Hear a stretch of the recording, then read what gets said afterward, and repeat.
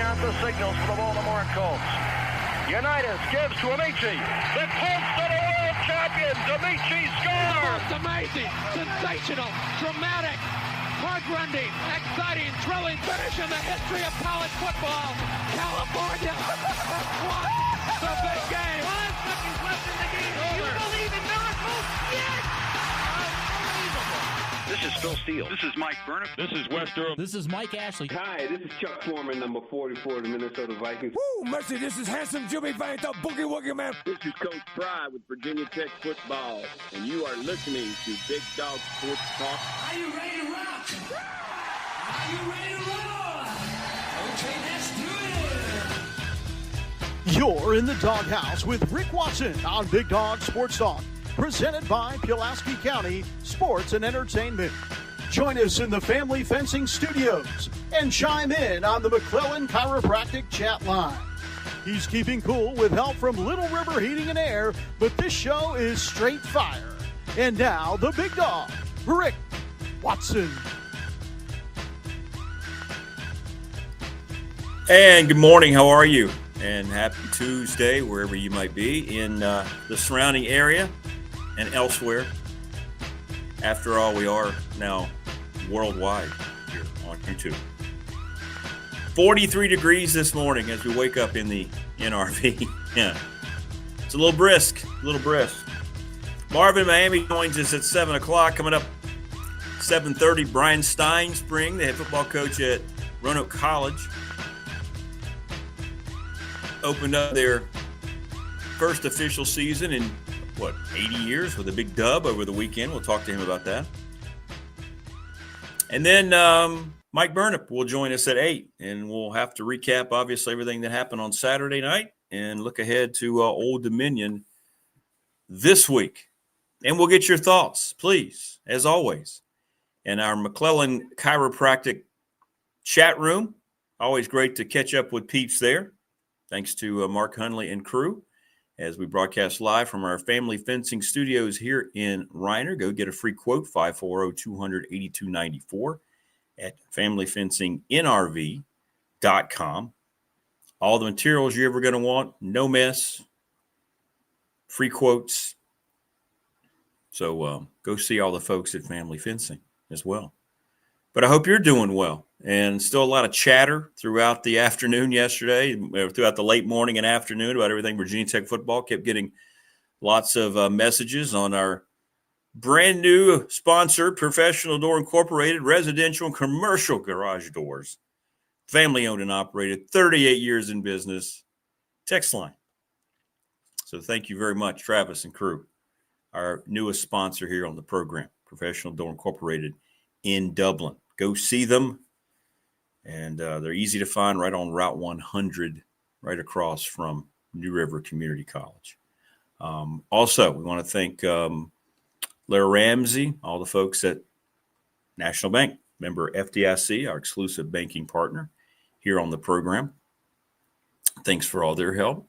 Our attorney, Ryan Pry, BDST Fan Question of the Week. It's been great. We've already gotten 40-some responses. It's simple. Now that Tech is 0-2, what is your win total for Virginia Tech over their last 10 games? Send that to the new Professional Door and Window text line. All right? So make sure you do that. And you can hit us up on the text line, as always, at that number, 540-391-0788, 540-391-0788. And each and every program we are brought to you by Pulaski County Sports and Entertainment. And they've got so many cool things going on, from tournaments to events. They have concerts. Pulaski County is creating a lot of opportunities and experiences for its residents while establishing itself as one of the premier destinations for sports and entertainment. They have venues like Calfee Park, Pulaski County Motorsports Park, Randolph Park. And they're going to have what I'm really excited about is this future Pulaski County Sportsplex. So check them out at playpulaskiva.org. Again, playpulaskiva.org. And we're going to have some of the particular folks here on the program talking about all of their stuff that they have. And Little River Heating and Air, 1095 Radford Street in Christiansburg. 43 degrees this morning. So time to call Charles Lee and Company about the heating part of heating and air. They'll come take care of you, make sure you're good to go, ready for the winter. Save you some money, too, to get your units updated. So check them out. But let me know your thoughts. You kind of have things that resonate throughout the course of the day. You hear all sorts of things. I'm still a little surprised at the vitriol. Maybe I shouldn't be. But there's a lot of angry people in Blacksburg, around Blacksburg, that support Virginia Tech football, not even in Blacksburg. And again, I'm not sure this might trump the whole thing with Justin Fuente in a way. Because there's no immediate solutions that are presenting themselves. I think people got to the point they realized back in the day that Justin Fuente was going to be, let go. But not the case anymore. Now we don't really know. I hate one thing I don't like. I don't want anybody to lose their job. And I don't like speculating about firings and so forth. Because I don't, and I know they've got a lot of money, these people that we're talking about. They're not going to be wanting anything. But it's still their livelihood. But at the same time, I understand. But at the same time, too, enough's enough. Right? I mean, if people are making a certain amount of money and the job's not getting done, why do you keep doing the same thing over and over again? I don't know anything beyond all the speculation. I think things change mightily if they drop the game on Saturday. But again, Old Dominion's coming in here at night on Saturday. I'm going to be very curious to see what the fan interest in that game is going to be. More than anything else, that's what I am curious about. Tech holding on, by the way, is 7.5-point favorites. On our professional door and window text line, read the book, The Bandana Express, amazing researching book. As a Giles alum, it was a terrific read. Yeah, I'm looking very forward to it. Jeremy Haymore sent me a copy, signed copy. Thank you, Jeremy. I've got a bandana. It feels like it'll be one of those fast reads where you start reading it, maybe at the start of the weekend, and then you're going to go a day and a half later. It's over. I want more. Yeah, it was a lot of fun. We're going to have Jeremy on more, and I'm looking very forward to it. Again, you don't have to be a Giles Spartan fan or supporter to appreciate that book in its context. It happened here in New River Valley, so it's all of ours, right? Special time. Should get an update here in about a week or so, by the way. That very special show we had a couple weeks ago with Marty Smith and with Coach Rags, the way it worked out, you can never plan it that way again. But both gentlemen have expressed interest on being on the show monthly.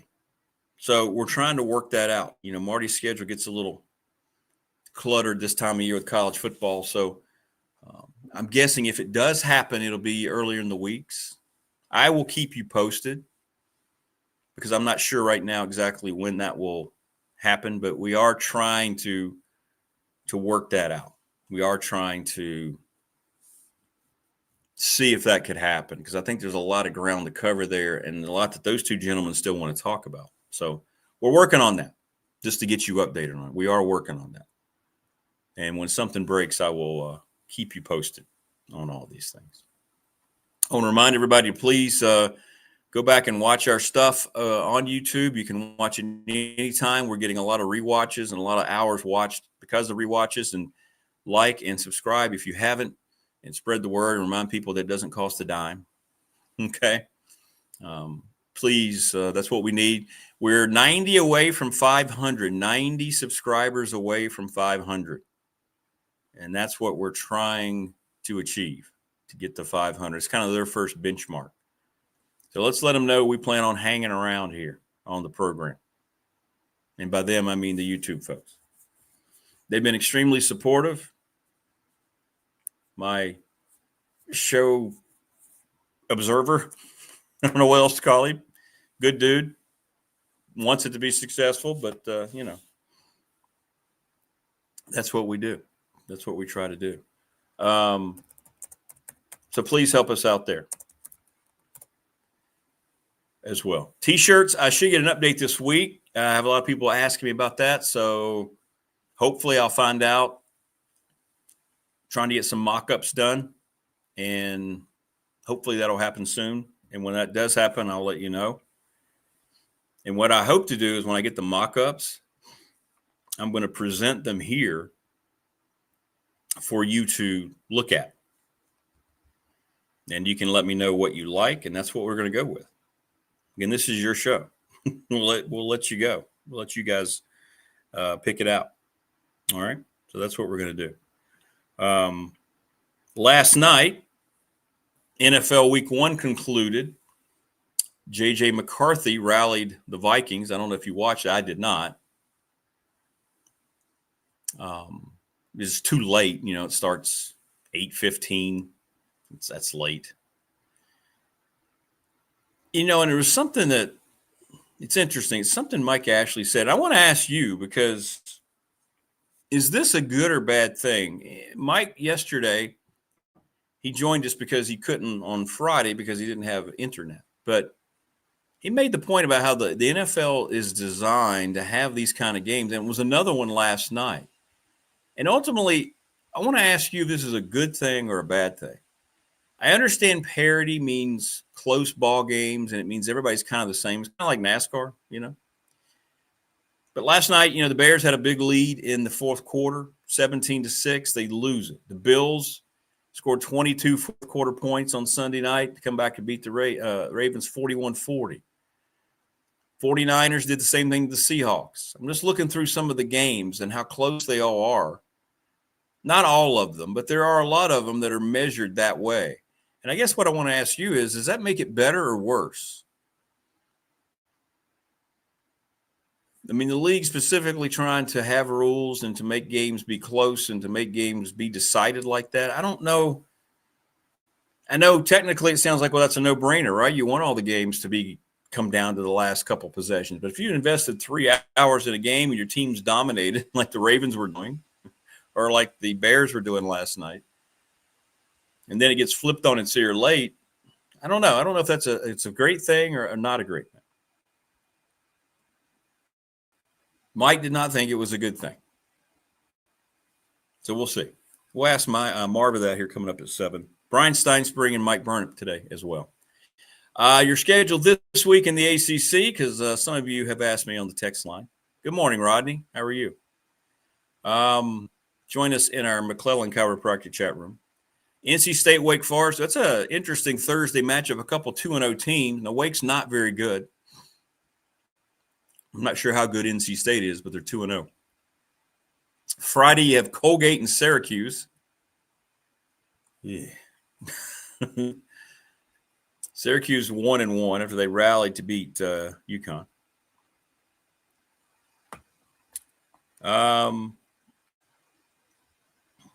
Thank you very much. Very nice on the professional door and window text line. Someone chiming in from Palm Coast, Florida. That sounds great. He's a Giles and Virginia Tech alum, and the Rags and Marty interview was glued to the set. Yeah, we're gonna get those guys back, hopefully annually. Thank you so much. Thank you so much. Love the show. And we love you. We love everybody supporting. I'm blown away at the support, by the way. I don't take any of it for granted. People taking time to watch, going back and watch the rewatches. I mean, we're averaging, 400 and some watches every episode. It's just, thank you.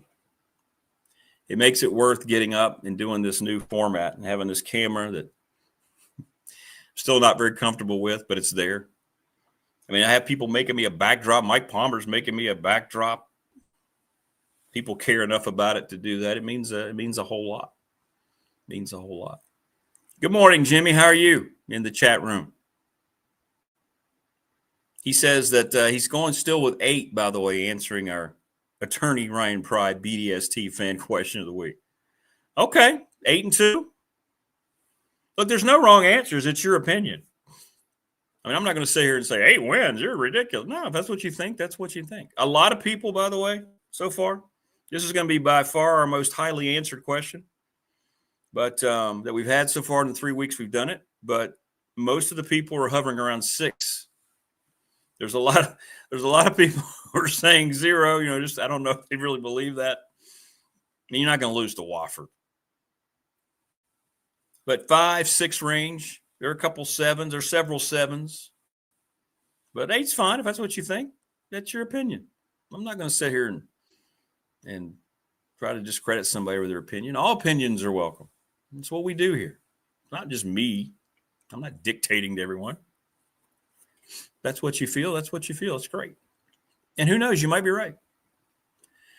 Saturday, Clemson, Georgia Tech. Now I have a weekend off. I don't have to work games this weekend. And that's one that really intrigues me, huh? 2-0, 2-0.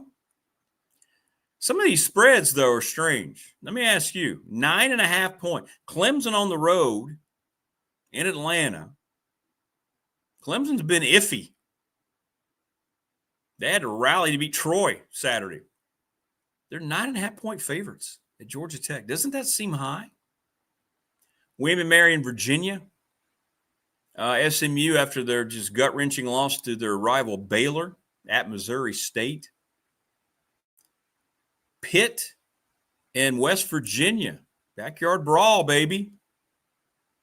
West Virginia looked pretty bad at Ohio.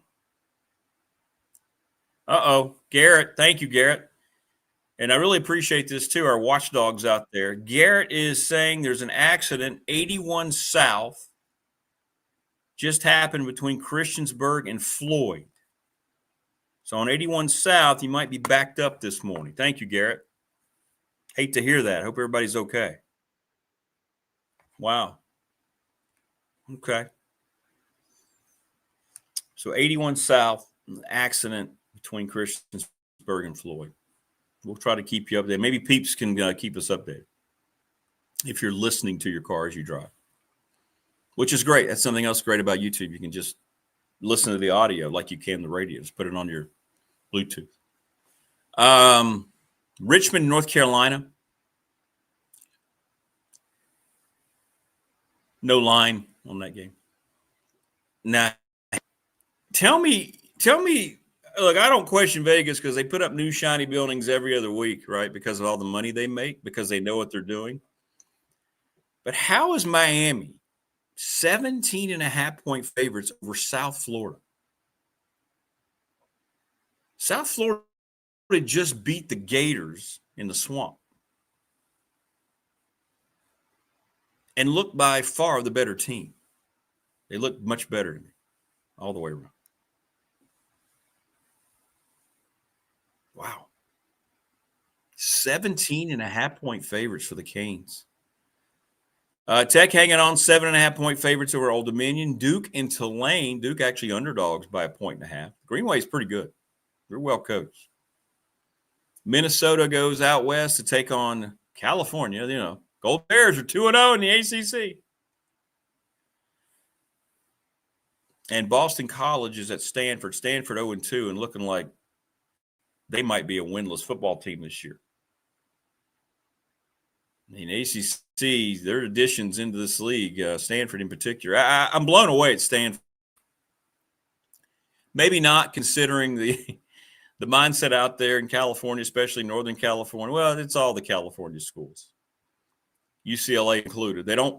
Football isn't a priority in any way, shape, or form. And that's kind of what surprised me the most about the whole addition of Cal and Stanford. You'd have been fine 10, 15 years ago validating that if the climate were different, because those were two programs that were still heavily invested. But now they're invested in other things. So I'm sorry. I'm just throwing out musical notes from my phone.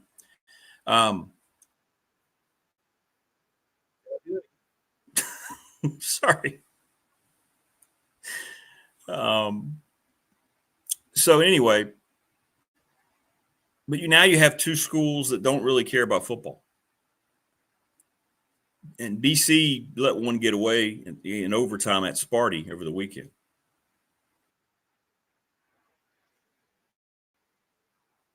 Yeah. Are y'all hearing that? I'm hearing some things in the background. I don't know what that is. I'm hearing like music or something in the background. Hang on, let me see where I'm out here. Don't know what that is. Don't know what that is. Let me get rid of that and see if that gets rid of that. I might be losing my mind this morning. But anyway,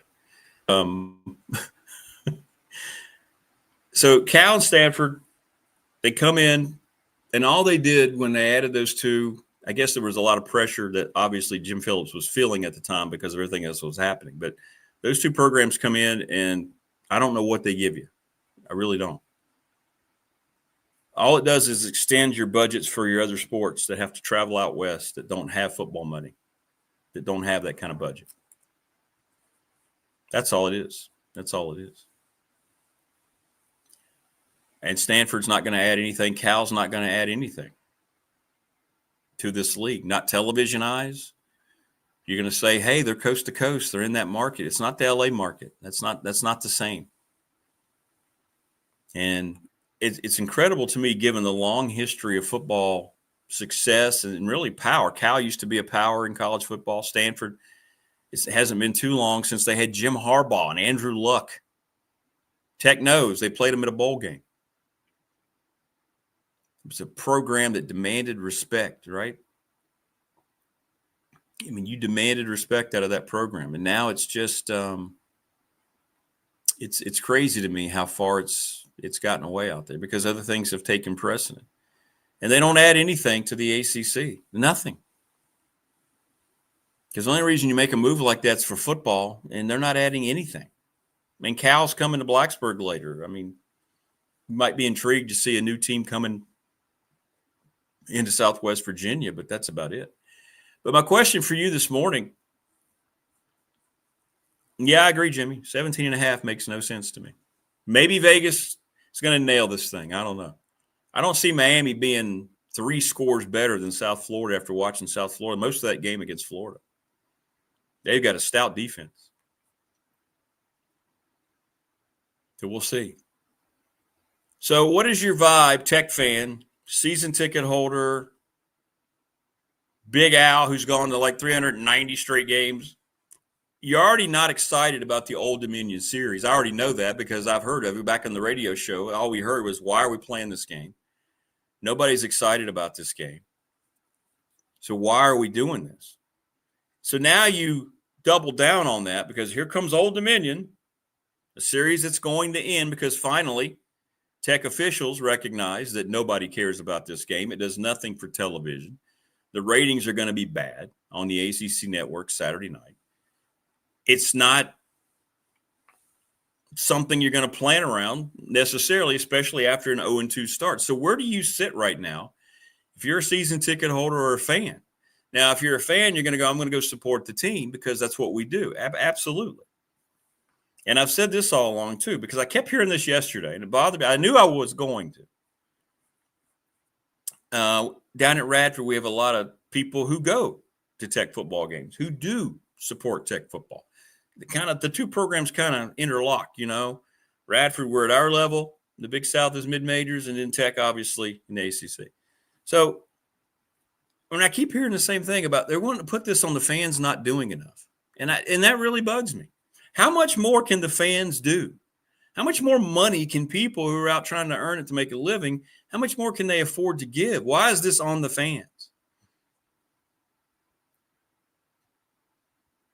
David says on the McClellan Chiropractic chat room, Tech's decline in football is making them less desirable to be invited to the SEC or Big 12. Could be. Could be. I know the Big 12 is really attracted to the brand of Virginia Tech and not for Sandman. Just because of the tradition there, the fans, the support. I'll be interested to see what the crowd looks like Saturday night. Because, again, we'll know, our eyeballs will tell us of what it really is and then what is going to be announced? How much is the PR machine going to be working? I don't foresee it being a sellout, but I would like to know what you think. I would.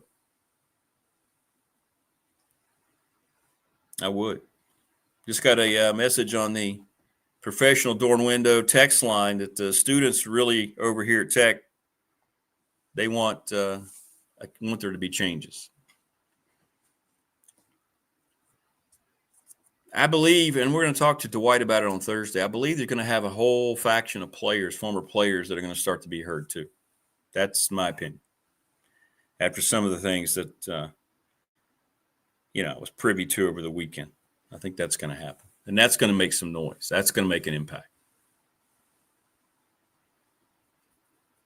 Because the reason, and this isn't just fans.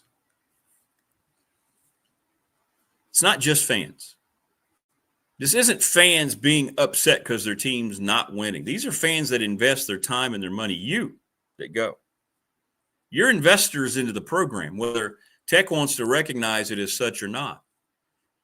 And I know there's levels over. They probably look at certain people. They go, that's not enough money. No, any money you're spending on any of that, you're an investor. You're not just somebody watching and mad because they're losing. You are mad because they're losing. But there's more than that to it. You are an investor in the whole thing, whether they want to deem you as such or not. But I'm going to be curious to see the reaction. I already know that most of you don't care about the Old Dominion game. It's hard. Why would you? Why was that ever? Why the whole mindset and I'm not just ripping it now. We ripped it back when it was conceived, back when we were doing the radio show, after we rebooted the radio show in 2020.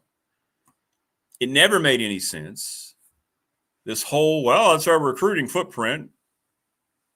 And Dwight will be the first to tell you, all those great Tech players from the Tidewater area will tell you the same thing. This won't have any impact on Tech recruiting. Why was that ever part? The concern I have is, why was it ever part of the mindset over there to think that that was actually going to make some kind of ripple because you're playing Old Dominion? This is a Virginia Tech brand. Should it need the help of playing a game ever so often at Old Dominion to remind people that Tech's up here? Does that make sense? Did it ever make sense? And now you're stuck with this, and now you're going to have to pay them to cancel the series because you didn't make any money off of it? Old Dominion? If you want to do something like that for the fans, work out something with JMU and Liberty. That's what it should have been. Rising program. Anybody watch JMU in Louisville? They stood toe-to-toe. I don't like the dual quarterback thing, though, in Harrisonburg. I don't like that at all. All right, hang on just a second. We got like a 40-degree day, so I got an animal issue. I'll be right back.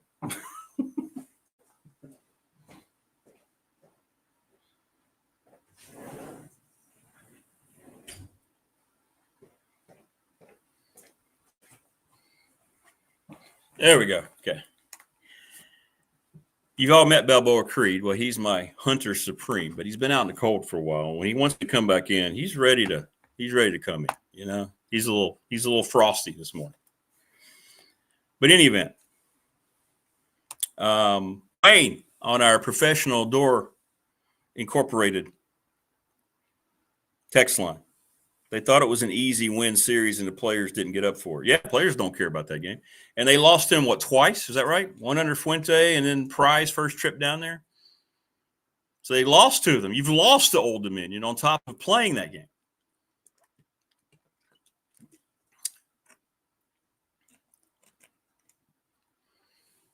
So it was ill-conceived. And I think the reason that fans get mad, and rightfully so, when you have people making a lot of money, insane money that none of us will ever make, we can't relate to it. And you continue to have the lack of success, fat cats, people making salaries over there, and nothing improves and nothing changes. And then you go out and you make a pitch for more money, and you go out and try to almost at times put guilt on the people who are already buying tickets, buying merch, buying parking. You're supporting whatever you can give to the Hokie Club, whatever it might be. While you continue to sit back and just collect your checks, and then things continue to go to football irrelevance when everything about college sports now is based on football. Of course, fans are going to be unsettled and upset. They should be. They should be. But I'm not going to subscribe to this theory that Tech fans aren't doing enough. I heard it yesterday from people who are Tech alums who have season tickets. Well, if Tech fans want to complain, then they need to do more. And I asked the question, I said, what more are they supposed to do? And how do you know that they're not doing it? Why is it completely on the fan base? That bugs me. I don't understand. No matter how they might view it over there, this is 2025. Money isn't something that's just readily available to everybody to give lots of dough. Yeah, that's right. Yeah, on our professional door text line. And then Tech has the nerve to say fans who aren't supported because they don't give $2,500 or more a year to the Hokie Club. Because that's the rule that Virginia Tech's created. You don't give a certain amount, we don't really recognize you. What? That'd be like me saying here, and I'm so appreciative of all of our sponsors, all of our business sponsors, because they have made this show possible. That'd be like me saying, somebody who says, hey, this is what I could spend on, advertising on your show. What do you think? It'd be like me saying, well, you're not at a certain level, so I'm not going to appreciate you or acknowledge you. Right? But when you have people millions of dollars and even people aren't making millions of dollars are making pretty good six-figure figures over there. And this is the product, and this is where we are. This isn't on the fans. And you know what? If fans don't show up after what they've seen, that's not on the fans either. This attacking of the consumer, Hollywood does this more than anybody. This attacking of the consumer, the people that keep you in business, I'm going to go out on a limb and say that's not a good business model.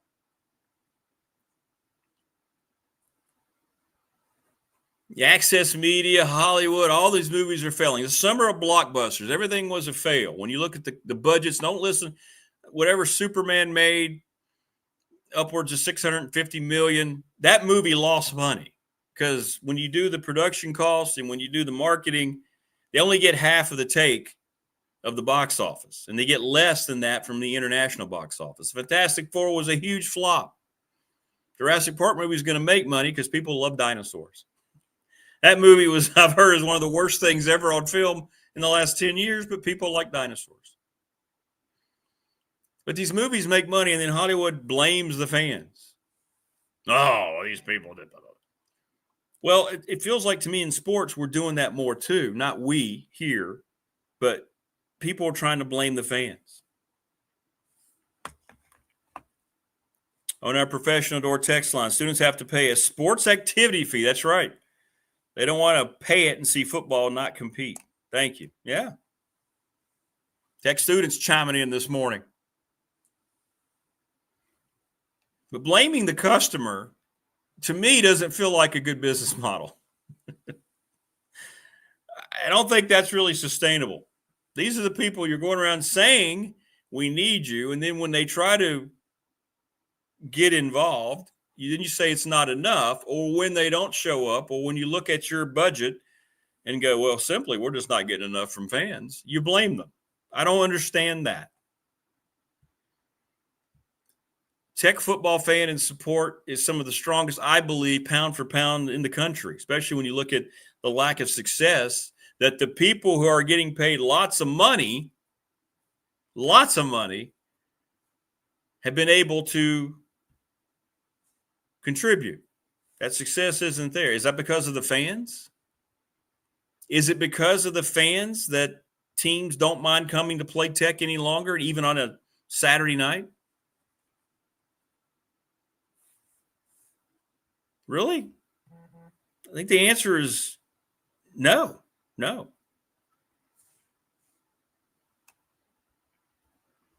Yeah.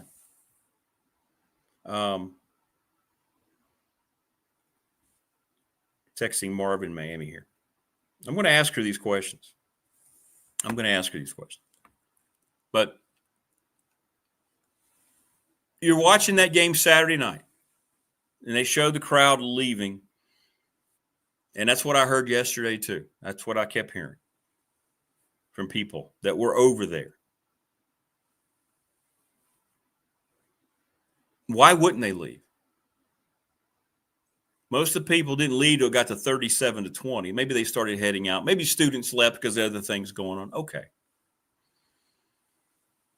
But whose fault is that?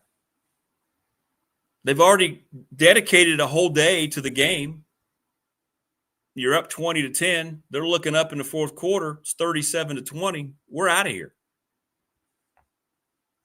Is that the people who make that decision? Is that what you're telling me? And I was asking these folks who were telling me this yesterday. I was like, is that their fault? What are they supposed to do? They've already spent the money they're going to spend. Why would they sit there? If you're not entertained in a movie, I get up and leave the movie.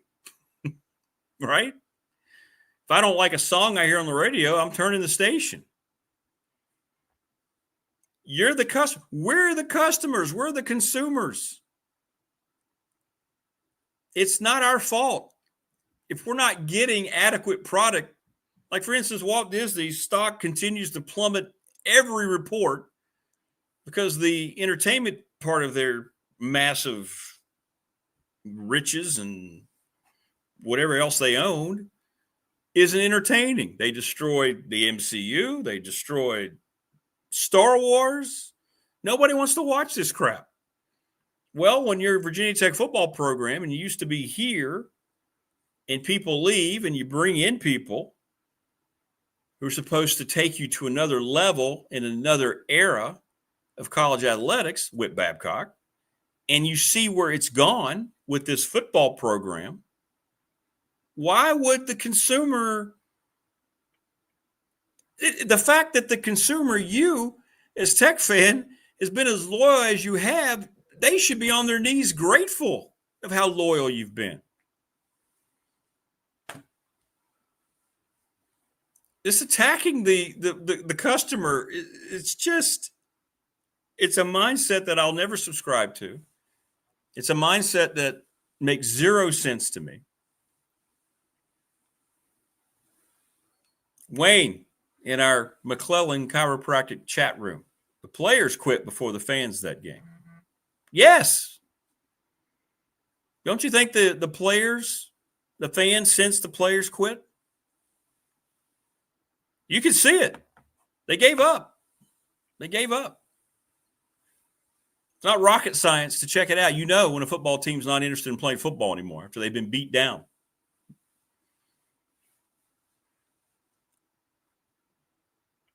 And I don't know what it's going to look like Saturday, but I guarantee you all we're going to hear is, hey, where were the fans?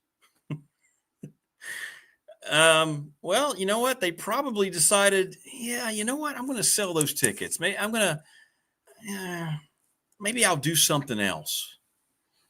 It's Old Dominion and we're 0-2.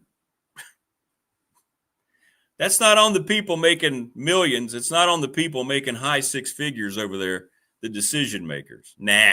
It's on the fans. It's on the customers. The people we have to have, but yet when things go sideways and we don't make the kind of revenue we think, we're going to lay it on their feet. I mean, how much more are they supposed to give? The ever-changing landscape in athletics, in college athletics right now, with NIL, the ridiculous figures, and it has no rules to it, and all these things, that's not on the fans. I'm not saying it's ideal for the administrators. I work in an athletic department. It's not ideal. But we certainly don't go around, I know, our hallways at Radford and start blaming the fans. There's never been one conversation where we try to say this is the fans' responsibility. Now, obviously, it's at a different level, but I'm just saying all this stuff that's happening in college athletics was allowed because all those other people that were making millions of dollars in the NCAA and these presidents and the commissioners allowed all this nonsense to happen because nobody wanted to sack up, show they had any stones whatsoever, and implement any rules that may have hurt some people's feelings right at the time. But in the long term, nobody had a long-term view of how this was going to look or how this was going to affect college athletics. And now here we are. You have inordinate salaries being thrown around at places that make no sense, at players that are never going to provide any kind of financial support for the institutions they're attending, even though they're making X amount of dollars.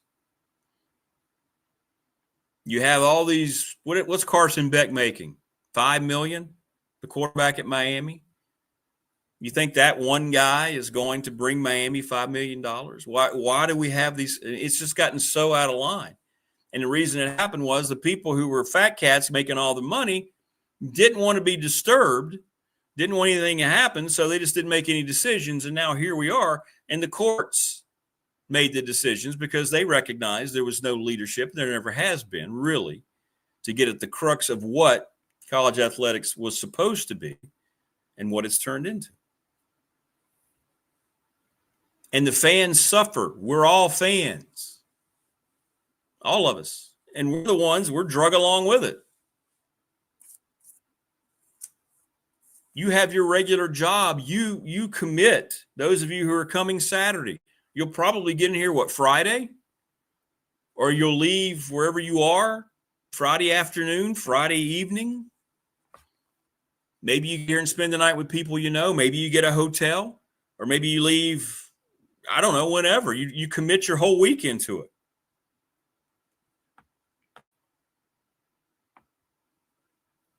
And yet, it's your fault when you see the product turn into what it's turned into. No, it's not. This lack of responsibility, self-awareness, there it is, that hyphenated word. I mean, I understand when you go and you make a pledge, and I thought Whit Babcock's pledge to the board and those people, the thing that knocked me away was how many of those people had no idea about how any of this was looking and what the reality of college athletics was. But that's one thing. That's a different thing to go to that panel, the school, and say, hey, we need some help. We need some help.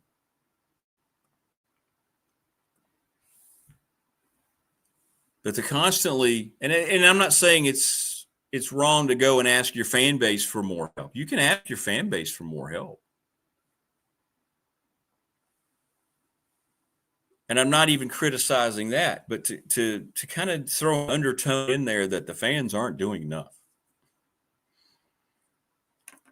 I don't understand it. I've never once thought during this whole time of slippage from Justin Fuente year 3 on where we are today. I've never once sat here and thought, well, it's Tech fans' fault. Yeah, those Tech fans, they don't get it. They don't help enough. And boy, oh boy, this program would be at a different level if it wasn't for the Tech fans being the way they are. What?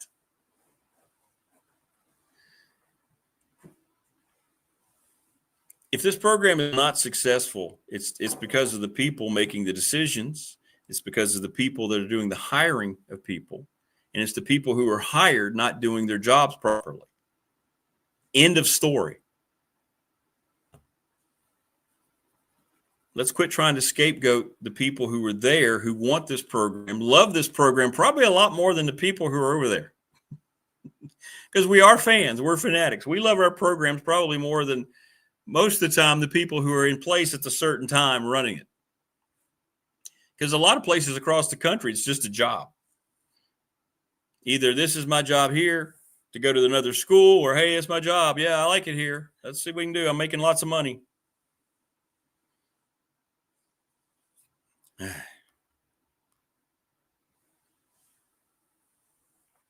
David says Texas spends over $100K. I think he means $100 million on NIL. Tech might spend 25 or 30% of that and recruits 2 or 3 star players. Yes, all the 4 and 5 stars are going where the money is. And I don't know the number on that. I don't know what Tech spent because we don't have any rules in place that tell us how much they have to spend. There's no records, right? And I don't know what their budget was. They added 30 players. Let me ask you this. Let's say, David, your figures are off, and let's say Tech did have a little more money than that. Are they just misevaluating the players they are now buying? Could it come, just like you have a general manager in the NFL or at a professional team? How about, and they miss in free agency, they miss on the draft, and they're not there. That's what this is, right? This is free agency now. And maybe you're not making the best evaluations on film. And maybe when you bring those people here, they're not what you had hoped they would be. But to your point, maybe that's because they knew they didn't have a similar budget, so you have to go out and do bargain shopping. On the professional door and window, on professional door text line, not professional door and window, but Professional Door Incorporated in Dublin, go 3-9 this year, and these people are going to see a real drop off. And I had somebody say, tell us what you think the record's going to be now. All right, let's go through it real quick. Let's go through it. I'll do that. I'm not one of these that sit around and, oh my gosh, I got a prediction wrong. Oh, I don't care. I'm not betting on it. What do I care? Right? I mean, it's just my opinion. If I'm wrong, I'm wrong. All right, Virginia Tech. Let's look at Virginia Tech. I think they're going to – I know. I've picked them in all 3 games. I think they're going to beat Old Dominion. They're going to beat Wofford. Right now, I can't say they're going to beat NC State. They should beat Wake. They're not going to beat Georgia Tech. California's probably a pick 'em. But they got to travel across the country. I'll give them a win there. Loss against Louisville. Loss at Florida State. Loss against Miami. And Virginia in Charlottesville all of a sudden doesn't look like the rollover. So, well, how many wins is that? 1, 2, 3, 4.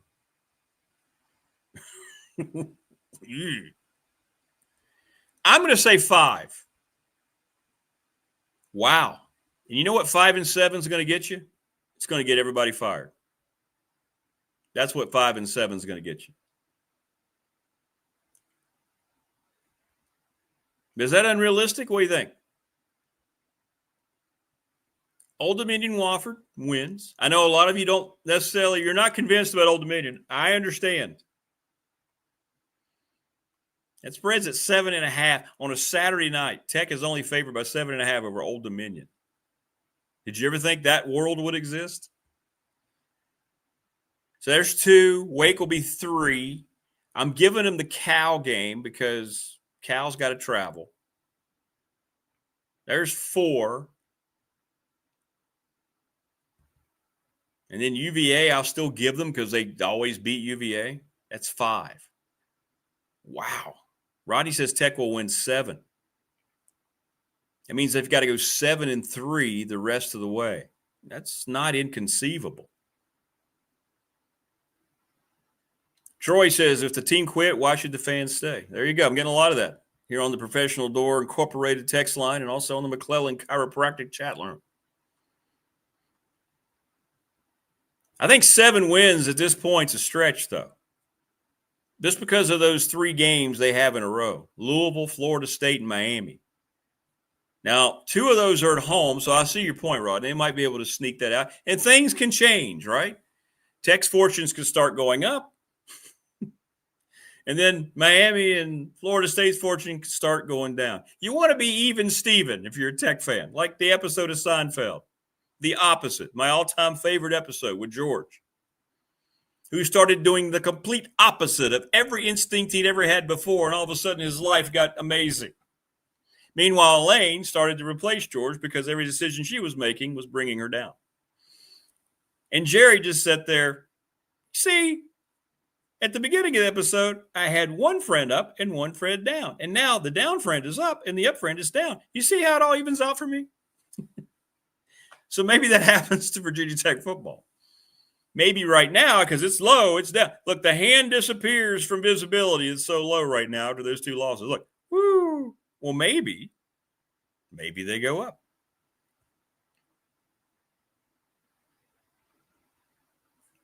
And then maybe the others go down. That's why you play. That's why you play the game.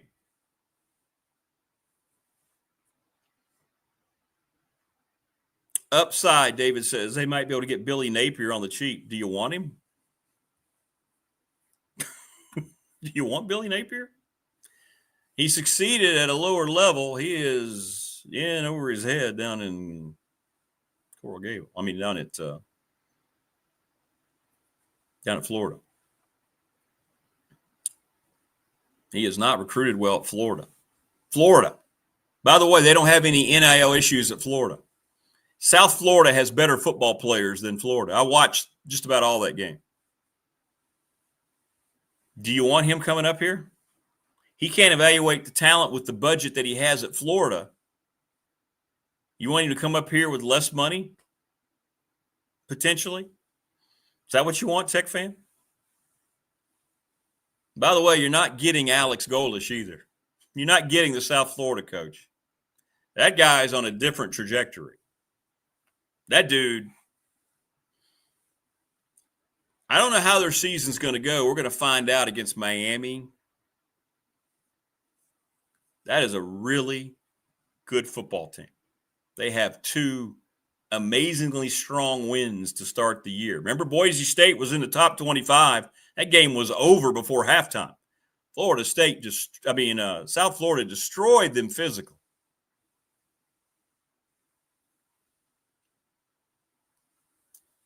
You're not getting that guy. Sorry. You're just not. Billy Napier? Is that gonna make everybody go do cartwheels? You know, he was up for grabs when they made the Brent Pry hire. Hadn't worked for him. Tebow says his money is at Lane Stadium is half empty for ODU. I wouldn't bet against you, Tebow. We'll see. But, hey, it'll be the fans' fault. Wayne says, I'm not happy because the new coach means at a minimum 3 to 4 years to turn this thing around to be competitive again. I think you need to quit worrying about incoming freshmen. And I said this was going to be the case if anybody was with me when we rebooted the show in 2020 on radio. This whole worrying about freshman recruiting, just stop. That's not what's going to change any program around now. It's just not.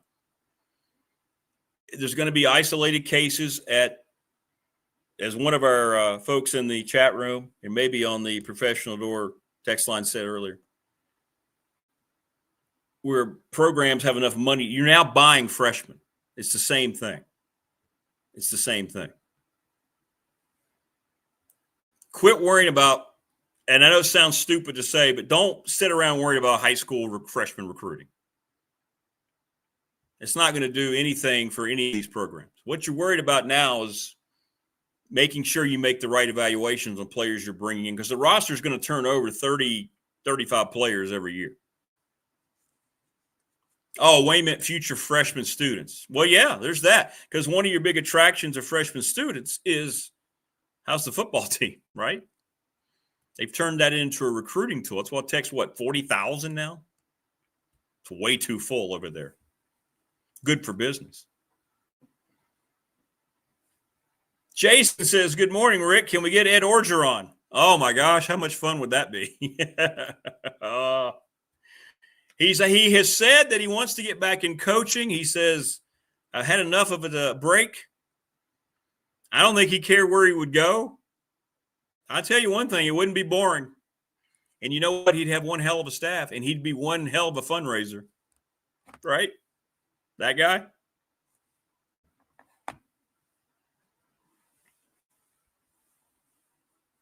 I mean, interesting.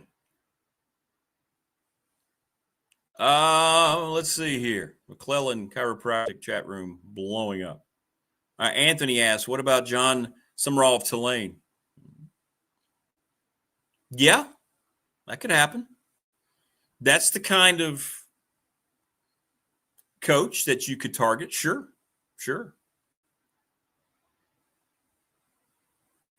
That could happen.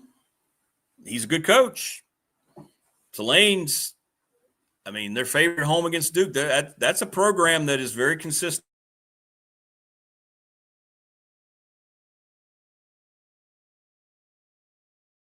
Team. They have a good team. They're a lot like South Florida. True. Tebow's right. Yeah, now anybody, and you don't do this with freshmen anymore, but now you're doing it with the NIL.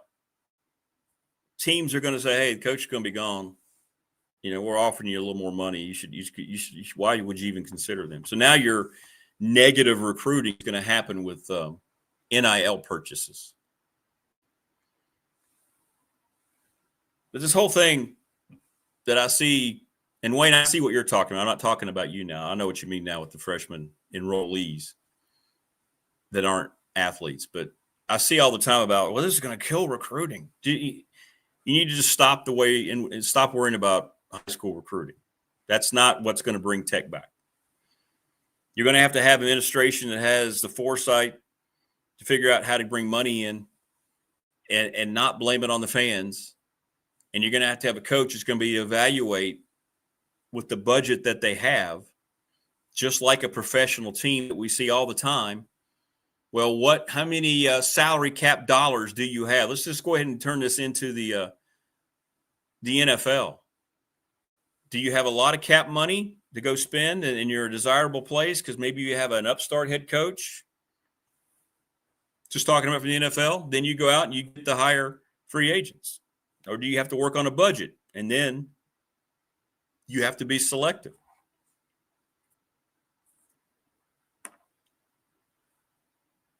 There will be coaches who will want the Virginia Tech job if that job becomes open, if Brent Pry doesn't turn it around. And they have to make a move there. There will be coaches who will want this job.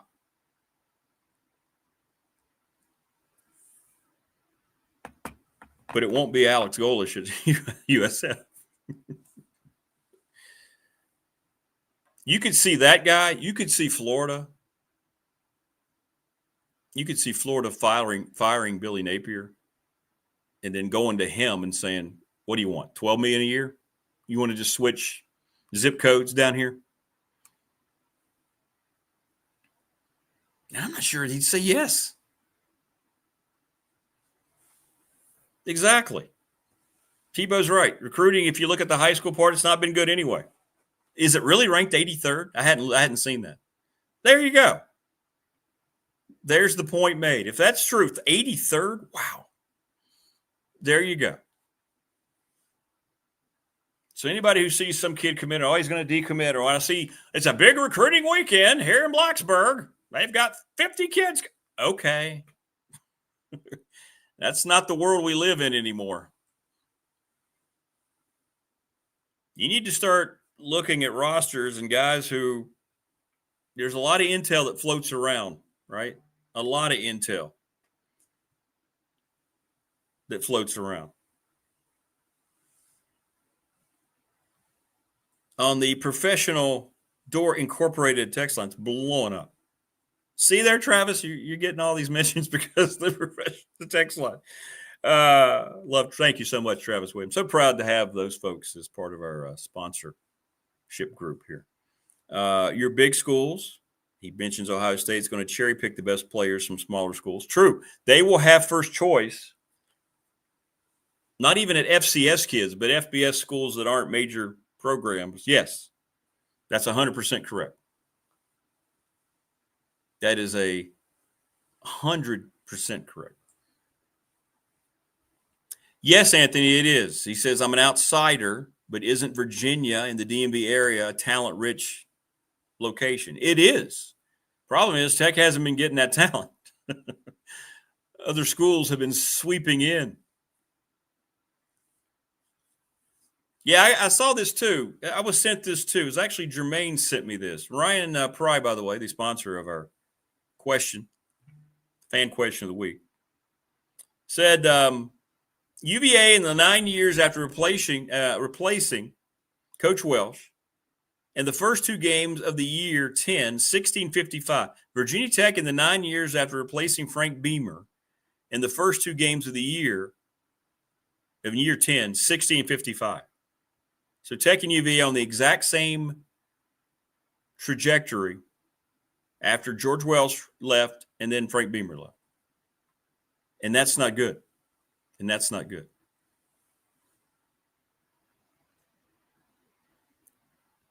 Well, it just shows you where they are. Rodney says Tulane's coach was on the Tar Heels radar. Well, they should have hired him. Keep the message coming in the McClellan Chiropractic chat room. It's a lot of fun. I love this. I love the interaction we're getting on that and our Professional Door Incorporated text line. I mean, that's great. A lot of stuff, man. A lot of stuff coming in. It's awesome. That makes the show a lot of fun for me. But thanks to Professional Door, Travis Williams, their first week of sponsorship here on the program. Thank you so much, National Bank, our exclusive banking partner, BDST. I've been a member of that bank for 35 years. I'll never change. Thanks, Lara. Thank you, Jason, and everybody at Family Fencing Studios sponsoring our studio here. Go get you a fence. Go call them and find out. If you want privacy, you want to make sure you mark off your property line, go see Jason and those folks. They're the best. I know some of you have already. I've heard from you. You left comments. Thank you so much for that.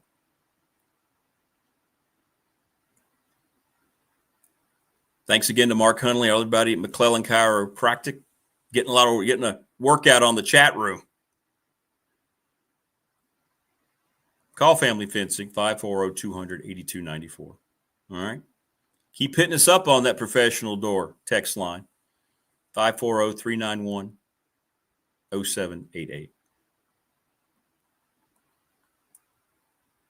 And, of course, Little River Heating and Air, because it's cold now, 43 degrees. Marva's about to join us, and I'm going to ask her what the temperature is in Florida. You want to get really sore at Marva? Where do we get the Florida temperature coming up from Marva? Also, this program presented by Pulaski County Sports and Entertainment. They have tournaments, events, concerts. Pulaski County is creating opportunities and experiences for its residents while establishing itself as one of the premier destinations for sports. PlayPulaskiVA.org. Can't wait to have folks on to talk about the future Pulaski County Sportsplex. And I mentioned the attorney, Ryan Pryor, our fan question of the week. It's blowing up this week, Ryan, more so than we've had. We were averaging about 3 dozen. We're already up to like 6. So that's good. That's good. Keep the comments coming. And we're going to get our next guest involved in all this. There she is.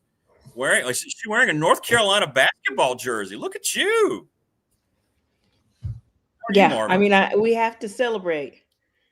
I like that. Is that a Jordan jersey? Of course, yes. How are you? How's the fam? Everybody good? Everybody's doing great. You know, week 3 of school for the kids. Things are going well. Yes. Yeah. And of course, everybody's excited. I know. Well, let me ask you about all this. We've been talking about it, and you're a fan. You're an alum. You're a Chapel Hill alum, proud Carolina Tar Heel. Yes. And we've been talking about how, and Tech has done it. They blame the fans, right? A lot of blame goes toward the fans when things, we can't keep up financially. We need more from you. And then when it doesn't happen, I had conversations like I did yesterday from Tech football season ticket holders who work at Radford saying, hey, the fan, we don't do enough. People complain, but they don't do enough. And do you ever get that sense when you're, around Chapel Hill and you hear things? I mean, does that stuff ever come out? That kind of smoke ever come out of Chapel Hill? I haven't really heard that, like through official channels. By that, I mean, I haven't heard anybody with a big program saying that the fan support is not there. I've heard some fans complaining about other fans. You think about with Carolina last week, people were leaving against TCU. I've never left a game early like that, but I don't blame people because it was clearly a blowout and it wasn't a fun time. So, I think one thing I don't like to see fans do is when they're constantly negative when you see a program is trying. But if you see a program is not trying, I don't mind fans speaking up or, showing their displeasure by just not showing up for games, because it's not fun when your team is losing a lot and when it's not even competitive. Nobody expects their team to win every game. Right. Realistic. Nobody's going to win every game. Well, Alabama fans do. Well, But, yeah, they do. And I guess they've earned that. They used to win every game, but that time has passed now. So I just think fans have the right to speak up. Fans have the right to not go if the team isn't doing well. And and booing, obviously, if the team is performing poorly. I try to avoid these leaving early, but I understand it. And I also try to just be careful, like with what people are saying online, because sometimes people take it too far. I don't mention people's families. I think that's very rude and uncalled for and never should be done. Agreed. But the performance on the field, that's fair game to talk about. The performance during the game, that's what they're there for. So yeah, I think that's fair. And if people see, I understand why Tech fans are mad. I didn't watch that game over the weekend, but I heard about it and it wasn't good. No. There's nothing else you can say about it. It was not good.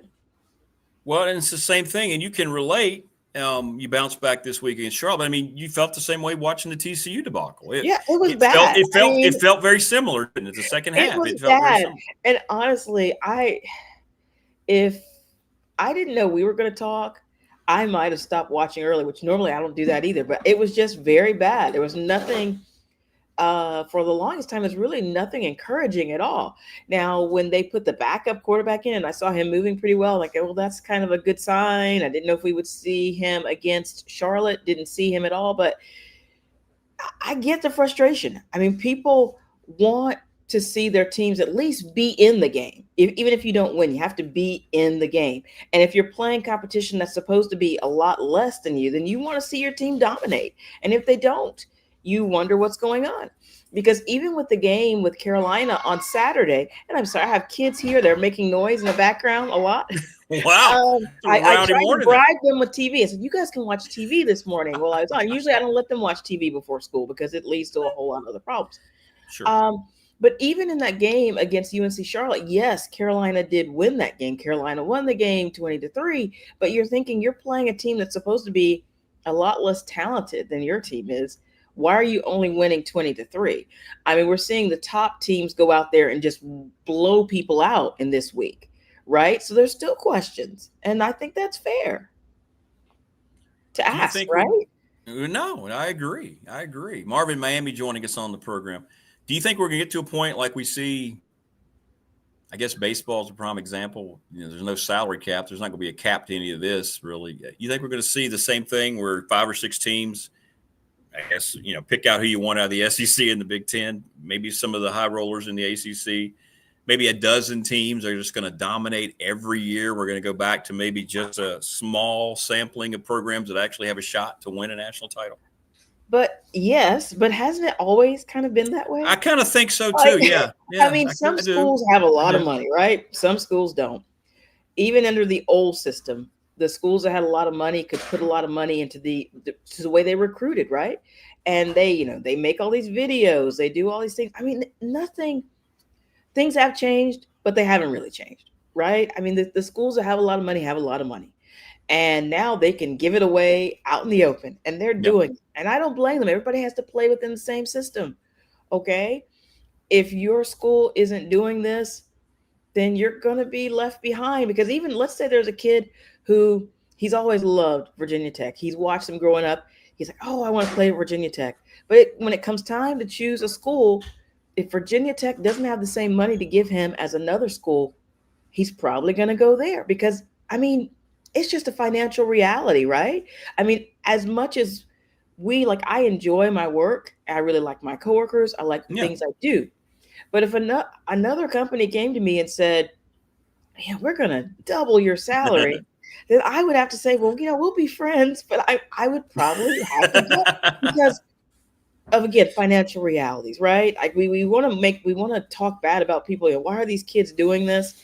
And I think sometimes we're being unrealistic, because if everybody watching the show right now, somebody came up to you and said, we're going to double your salary to go from company X to company Y, you would, even if you love company X and you've been there for a long time, you would have to at least give it serious consideration. Absolutely. And I think a lot of us would make the jump, right?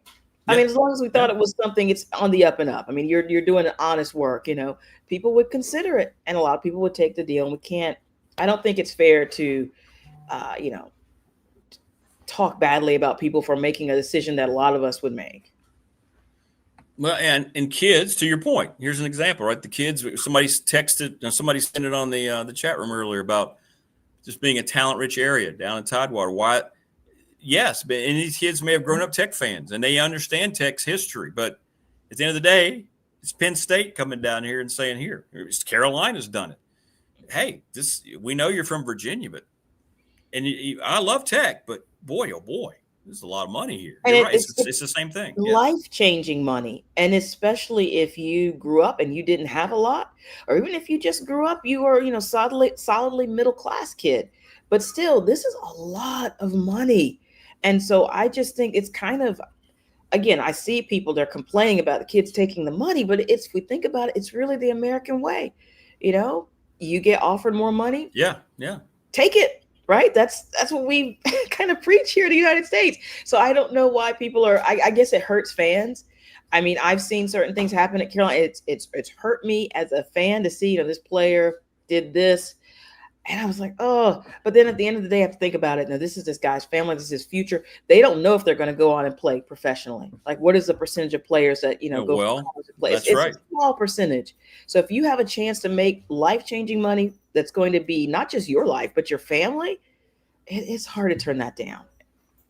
Yeah, I agree. It's not the kids. It's the system that's created this. That's all. That's who it is. It's the people that had a chance to make sure this kind of thing didn't evolve to what it has, but they never did anything. Marva in Miami joining us. By the way, I'm getting several messages on our Professional Door Incorporated text line. People are loving the Jordan jersey. Yes. I mean, it's a classic. You cannot go wrong. And again, celebrating this win, because a lot of people see it as a sign that, that Carolina is back on track. And so we have to, even though it was against Charlotte, win is a win, right? So just, to get back to Carolina moment, Carolina won, yes, but there are still some concerns on I would be concerned. Especially on offense. I mean, the defense looked a lot better against Charlotte. Again, lesser competition, but they looked better. There weren't any turnovers. And they, obviously the TCU was just bad. The Heels gave up 48 points, 48, bad. Yeah. But Charlotte much better, held them. They just had a field goal. But the offense, I think those problems will come back to bite Carolina if Carolina cannot get that straightened out. Gio Lopez, they let him run more against Charlotte, which for some reason they didn't let him run a lot against TCU. We know that's a strength of his. So I don't understand why he wasn't allowed to run. But he ran a lot more. He looked better. But still, to just be able to put up 20 points against Charlotte, the Heels are going to face Richmond at home this week. And then the Heels go down to Florida to play UCF, which will be a bigger contest. Ooh. And if these offensive problems aren't straightened out by then, I'm afraid it might not be so good. But again, everybody's excited today. Jordan jersey, we are hoping for the best. There's still people that are saying Carolina should run the table from here, including beating Clemson in a few weeks. And because Clemson struggled on Saturday. Clemson did struggle on Saturday. I know they haven't looked great. There's only 3 layups. You only have 3 layups left on your schedule. You have Richmond this week, which will be a layup, and you'll win at Wake, and you'll beat Stanford. Everybody else, we'll see. challenging. You know, it's a challenge, but it's one of those things where I can see myself here at the end of the season. You know, when Carolina is going into, you know, national championship game. Well, we'll talk back on this moment and we'll reflect on, you know, how I called it right here. That's right. BDST. That's right. You did. Hey, by the way, what's the temperature this morning when you woke up there? I had to check for you guys because I never looked, but it's 77 right now, and it's going up to 87 today. So it's cooling off a bit. I think when I was on last week, it was up in the 90s. Cooling off. It's in the low 80s. I mean, high 80s, 87. So you guys are what, 40s? I had to check. Yeah, it was 43 this morning. Let's see where we warmed up here in the. We're down a degree. It's 42. Oh wow. That doesn't seem right. That does not seem right. I mean, look, I'm comfortable. I got my jersey on. I know. I don't know. I'm wearing shorts. I don't know what you guys are wearing up there, but it's I hope you get a little sunshine at least. Even if it's in 40s, at least it'll be sunny, I hope. It's going to be sunny. It's going to be about 70 today once we get there. Good. Right? You know, you're not too bad. But it's brisk right now, though. Yeah. It's brisk. So. Yeah. But all right. Well, listen, great stuff as always. I love the jersey. That's great. You're going to have a new jersey for us every week? You know, I really should, but I'm going to have to up my budget if I have a new jersey every week. I mean, you got to see some of your beloved Marva jerseys. We can do Carolina shirts. I don't know about jerseys. Those are costly, but yeah, we can do Carolina shirt stuff. All right, shirts are fine. Yeah, that's fine. I understand. Yeah, you don't want to. And by the way, Wayne asked real quick before we let you go: is royal blue completely banned from your house? Not completely banned. I mean, it's a nice color. It's just when, you know, we don't have time today, but it's just you don't want to ever give that impression that you are for that team that really embarrassed themselves over the weekend. I don't know if you had a chance to talk about that. But yeah, bad. No. So it's not completely banned, but it's got to be tempered with something else, you know. I understand. I understand. Well, good luck getting the youngins off. They're fired up and ready for Tuesday at school. Yeah, they've been watching TV. So while we've gone, so questioner parenting, just letting them run loose watching TV before school. Yeah, that's the Disney Channel though, so it should be okay. Hopefully. Oh, so they're not being entertained in any way, shape, or form. Good luck. It's a cartoon. Come on, they still have some good stuff for the little ones. Do they? Okay, all right. Well, have a great week and good luck against the Spiders. Think you should be fine. Should be. All right. If Carolina were to lose to Spiders, I just can't come on. I will. Yeah, we won't see Marva on Tuesday. I'll have a bag over my head. I understand. I get it. You won't though. You'll be fine. You'll win that. I think. All right. My best to your fam. Thank you, Rick. Tell your hubby I say good luck going 1-1 this week. Yeah. Hopefully so. Hopefully so. All right. Be good. Thank you. Bye-bye. 70. What'd you say? 77. 77 degrees. Thanks to Marva in Miami. That was good. She's good. She's smart. What she said there about everything. Just follow into our conversation. Coming up in about 10 minutes, Bryan Stinespring, the head football coach at Roanoke College. It's a really cool story, man. So happy for him in every way, shape, and form. And then Mike Burnop. You don't want to miss that, Tech fan. Scheduled at 8 o'clock. Mike, he's 43 years in. He's not going to just sit here and try to paint a picture that's not real. What's going on over there? He'll give you his honest assessment of what's going on. So it's good stuff. So we'll talk to him about all those things. Hit us up on the McClellan Chiropractic chat room. Everybody's been doing that. It's been great. And make sure you hit us up as well. Many of you are on our Professional Door Incorporated in Dublin text line. It has blown up today. It has blown up. Good conversation, though. I love having these conversations with all of you. It's awesome. We have smart, very smart sports fans in this area and beyond. You can join us anywhere, by the way. Anywhere you can find this show. Somebody sitting in, I don't know, Helena, Montana could sit around one day in their computer and go type in Big Dog Sports Talk, and then this comes up. They can watch and they can participate, and that's great. And then we can start talking about the Grizzlies, right? Montana Grizzlies. I think that's right. Makes perfect sense. Then Montana State. What are they? The Bobcats? I'm just saying. We're on the worldwide part of the web here on the program, but remembering our roots here in Southwest Virginia. Please go through, like, and subscribe. Tell people to subscribe. It's free. We're 90 away starting the day. We keep getting, subscribers, but, obviously I want it to get up to 500. That's the kind of the benchmark that my dude has been pushing for. So we're trying to get to 500. So thank you for going back and watching the videos and for everybody's support. And all of our great sponsors, Family Fencing Studios, McClellan Chiropractic Clinic, Little River Heating and Air, the attorney Ryan Pride, thank you, Pulaski County Sports and Entertainment. We're presenting this program each and every day. National Bank, member FDIC. Thank you so much for supporting the show, our high school show, and our star athlete of the week.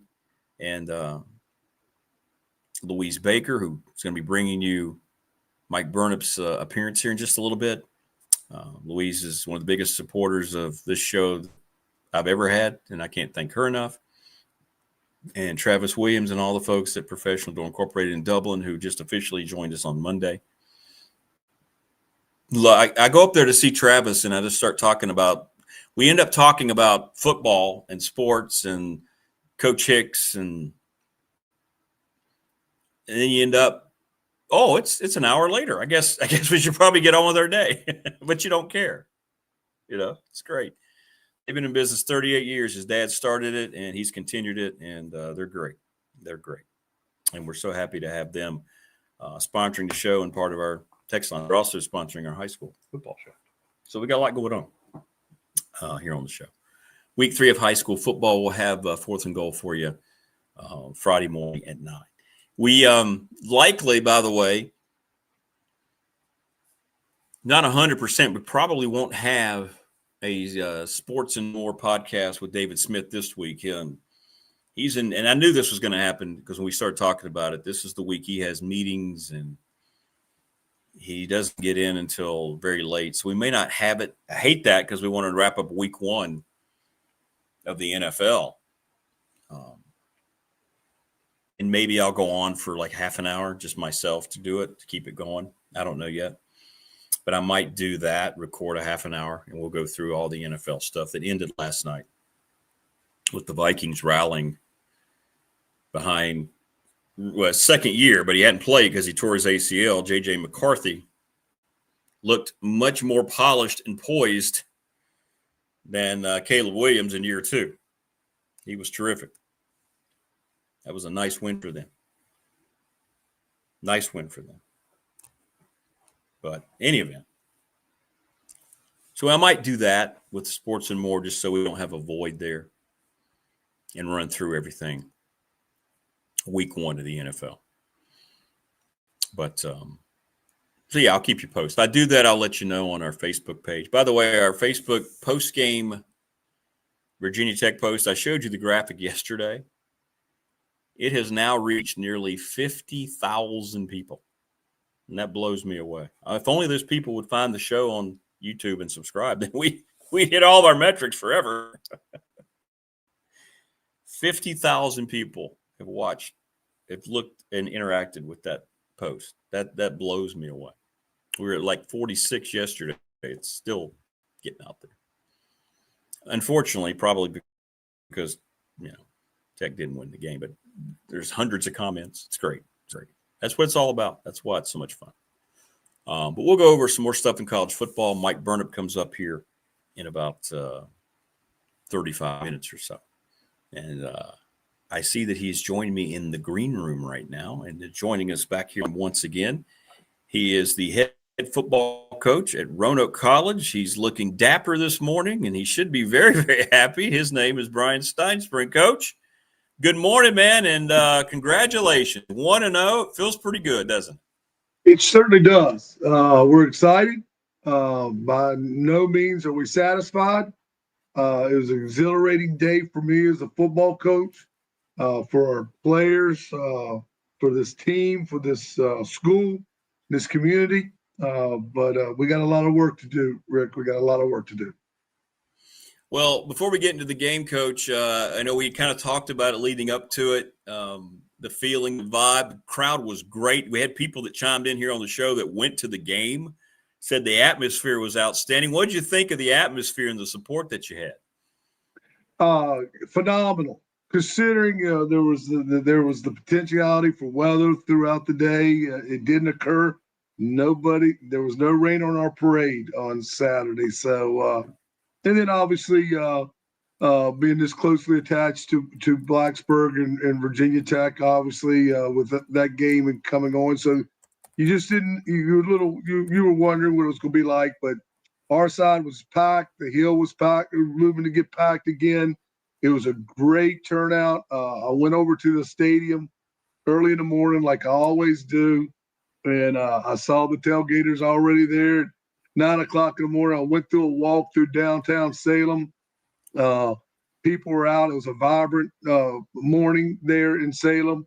I had some people. I was jogging in my Roanoke College stuff, and people going by honking the horn. And I think some of them were already in that had been practicing for the tailgate when I saw them already that morning. Well, but it was phenomenal. I mean, to just understand where it started and where it is, and I told our team the night before that with everything going on and how things are moving in a positive direction, there's one thing left to do. We got to go out Saturday and do our part. And I thought our kids come out of the tunnel, and set a really good tempo for us, starting with our kickoff team, then our defense just backed them up, and then as I got a lot of texts later that day that Beamer Ball showed up in Salem, so that was just a great start. I think it sent a message, and our team was dialed in and locked in. Bryan Stinespring joining us on the program, the football coach at Roanoke College. They started out the year 1-0. Did you have, I don't want to say concerned, Coach, but you mentioned all that emotion, and, guys sometimes can kind of take that and get a little too emotional. Were you kind of concerned how the guys were going to harness that, or did they kind of alleviate all that early on for you? You've done this before. I tell you, your experience shows, again, I wanted them to play with a lot of energy and enthusiasm. I think life is about energy and enthusiasm.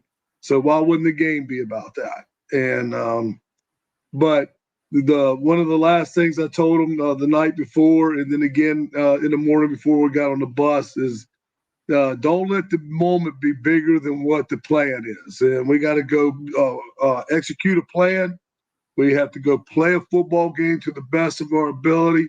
But we have to be, as Coach Beamer used to say, there's got to be some controlled recklessness in this endeavor. And but I was concerned about that. I saw them. They were in the locker room. They were dialed in. Their eyes were bright. But I think we have just enough maturity to us right now that the moment didn't get bigger than the job description. Right. Well, take us through the game, Coach. Take us through the flow of it. When did you feel like you guys finally settled in? What kind of – did you have certain parts of the game that kind of surpassed your expectation for game one? I really felt like from the beginning, I felt like we matched up well. I mean, they were big. They were athletic in positions. They were big at the line of scrimmage. Our players understood that. I think we used a lot of movement on defense. We just didn't set in place all the time. We gave them some multiple looks that they just couldn't come off the ball at the offensive side and lean on us. But what I really felt good about it at the beginning of the game, just where we were as a team. And then our defense played well throughout this game. I thought we had a really good plan. Every phase of the game had a really good plan. Our defense really confused our opponent a lot at the line of scrimmage. We were able to get some free hitters. We wanted to play on their side of the ball and create some honest yardage plays. And that was a big part of it, and get them off schedule offensively, and we were able to do that. And once we got them off schedule, then we made them one-dimensional, and then that we were able to go get after the quarterback. Offensively came out well. I was anxious to see how our quarterback did. This is, he started some games in the previous school that he was at, and I still feel like that he was he had practiced well and had been practicing well, but there were some moments where I thought he was being like in the movie Top Gun. There was Maverick and then there was Ice. He was a little bit too much Ice sometimes. And there's nothing wrong with that, but we needed to go full throttle sometimes. So I really liked the way that we came out and approached the first half. The disappointing part for me is we had too many penalties. I think we had close to 100 yards in penalties, and that's unacceptable. We turned the ball over twice in the red zone. That's treasonous in terms of how I feel about that, and our players understand that, especially when it was early down turnovers in the red zone. We had a field goal that was tipped. We had a field goal that was missed. We left a lot of points on the field. We moved the ball, but we weren't scoring during a lot of periods of the second half, and that was disappointing. I think a reporter asked me after the game about, I was talking about the penalties and the turnovers. Well, you're a young team. I'm not going to hear young team anymore. It is what it is. Every team in the country, all levels, has an issue. Right. I mean, there's certain teams that may not. They're few and far between, but all of us have an issue. And I know from the days I was playing Little League football in Clifton Forest for the Clifton Forest Cyclones, all sides is all sides. Right. Right. And if you line up in the neutral zone, it's all sides, and it's a legal procedure. I know those things. So I don't know how much experience you need to know not to jump off sides. So that's not an out for us. And then if we're in maroon jerseys and we throw it to somebody in an opposite colored jersey, that's not good. And that was the same way since I was 8 years old. So I don't know how much experience you need to be able to do the non-talent things that are critical to winning the ball game. And so that was a disappointing aspect for me. You mentioned the defensive effort, Coach. You shut them out after the first quarter, and I think they had about negative 20 yards rushing for the game. I mean, talk about that group, because that's a great start for your stoppers on that side of the football. It is a great start for us. And again, once we were able to create some minus yardage plays and create some havoc at the line of scrimmage, whether it's the physicality of the havoc or whether it was the concepts and prevented them from being able to dial in on where we're going to be and how we're going to line up. We some negative yardage plays.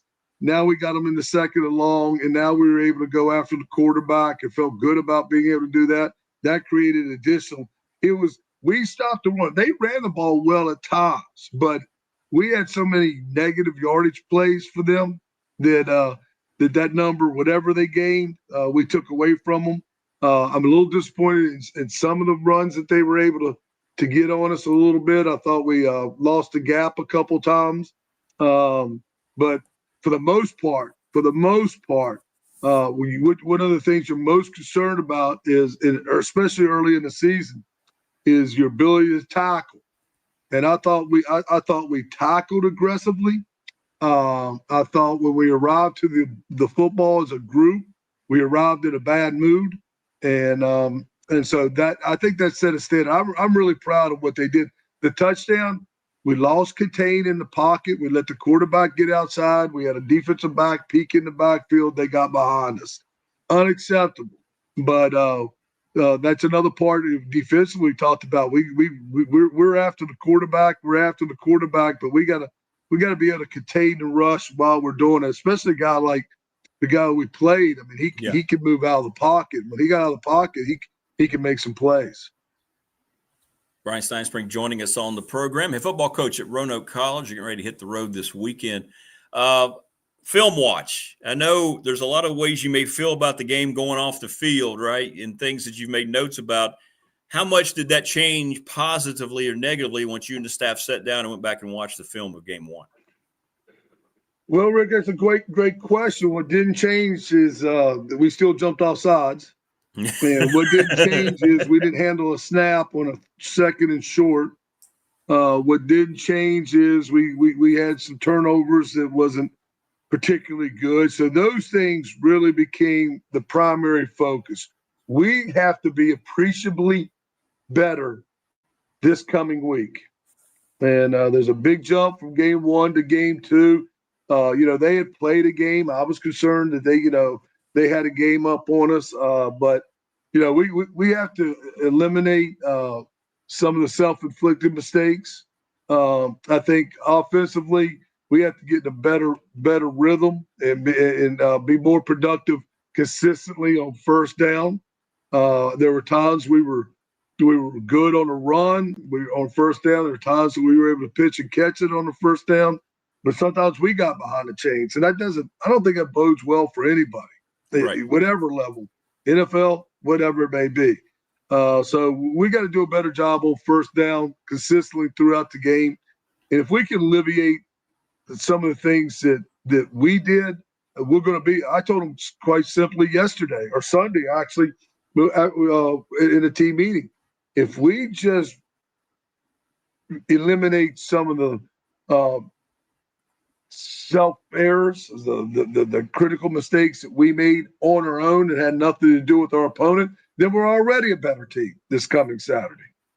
And so that's really where I kind of got dialed in on, but I wanted them to know what they did well, and on both sides or as a team. I thought our special teams, and this is what happens. We actually get a punt blocked ourselves, and we had a guy get hurt during the course of the game. So his backup came in, young guy, hasn't done it. I know all those things, but we had a mental error in our special teams and I was disappointed because I thought our special teams is something we spent a lot of time on. It showed up positively on our kickoff team. It showed up positively on our kickoff return team. But our field goal team and our punt team, not so much. So that'll be a renewed emphasis again this week. How much, if any at all, Coach, do things change now that you're headed on the road? It's a road week preparation now as opposed to being a home week as you get ready to take on Greensboro, who got a win similar type of score to what you guys were able to notch up on Saturday. Yeah, they sure did. They're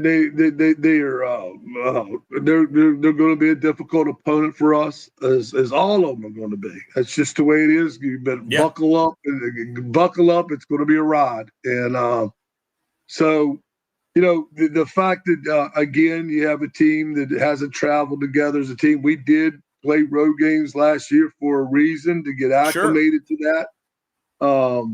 I think it'll be a different environment. I worry more about the environment than the travel. And I don't know how many people will be there. I don't know what a 12 o'clock game looks like on a Saturday. So it goes back to my Big Ten days at Maryland. I mean, I never played so many 12 o'clock games in my life. You go out and play it like Al or somebody out there. You're playing at 11 o'clock in the morning. You're like, hey. Right.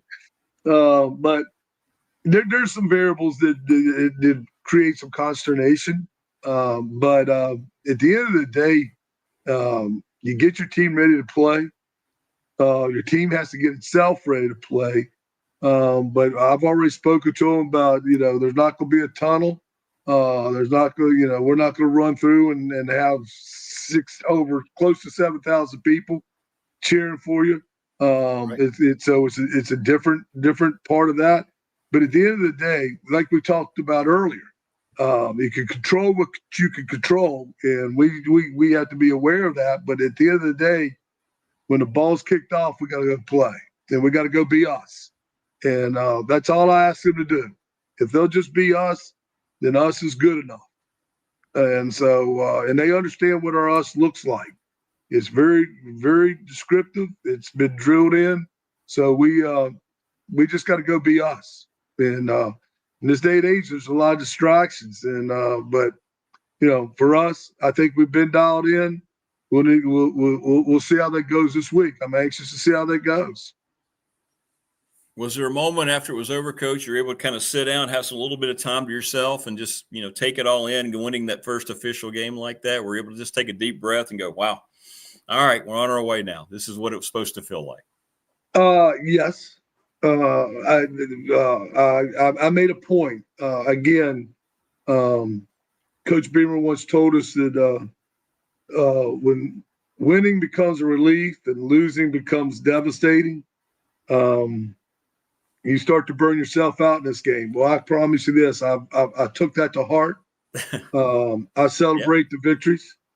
I relish them. I think winning is hard. I think losing is easy. And but in reality, we play a game that can humble you in a second.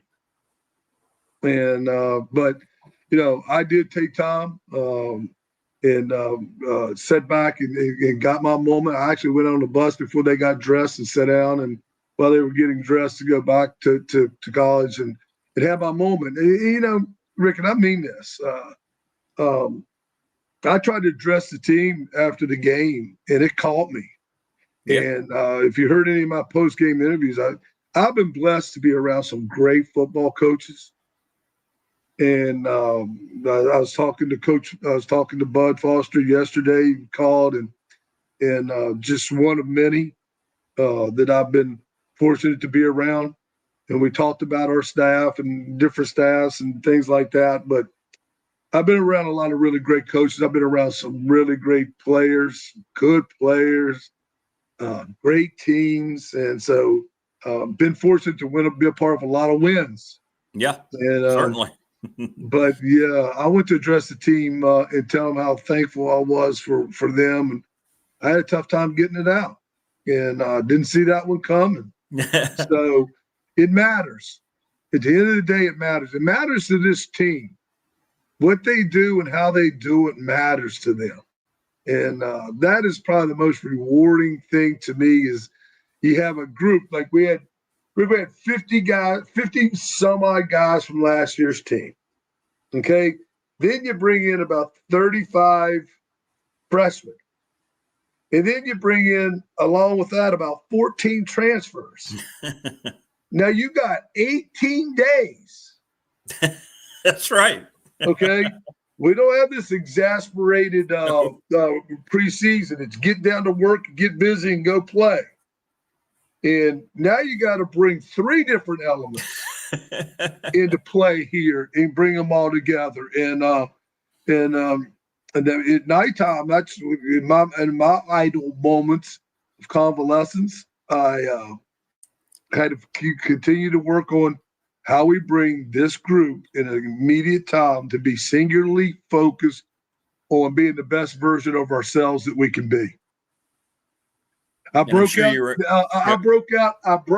the link Friday. And you've been around enough, you remember that. And in fact, I have our big, huge orange and maroon link in my office right now. It's hard to carry. I used to be able to carry that a lot easier. A long time heavy ago. now. No, I'm sore. That's a workout. But there's something to that. And we handed out links of different sizes and shapes to our team Friday and expressed to them that the link in and of itself individually is capable of doing some things. But when it's joined together and creates a chain, a powerful, unbreakable chain, it can do a lot of things. And I think our players really responded to that concept. I think it's a forgotten concept.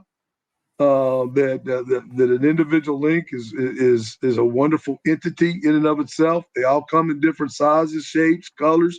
Some of them got some indentations on them from a life lived, like the rest of us, like us. Sure. And but when they link up and they're hooked together, there can be no weak link in the process. If there was a weak link, then the chain breaks.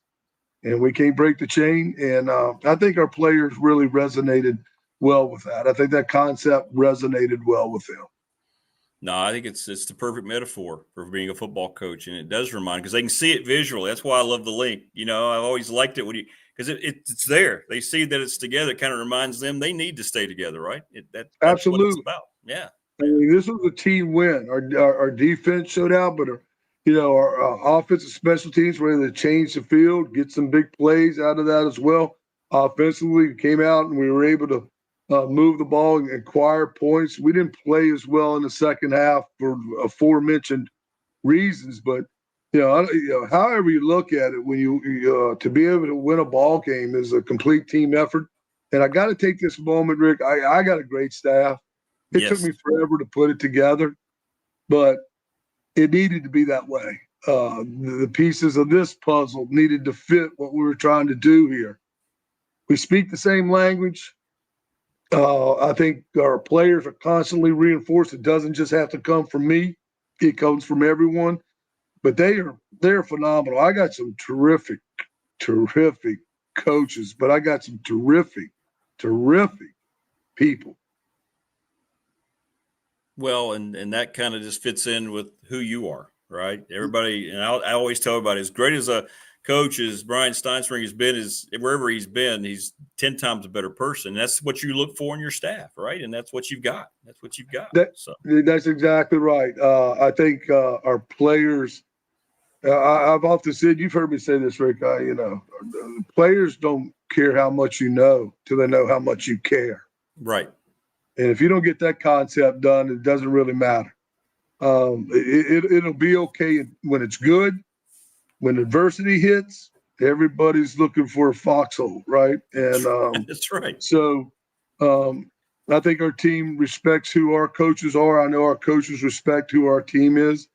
And because of that, I think we're all dialed in.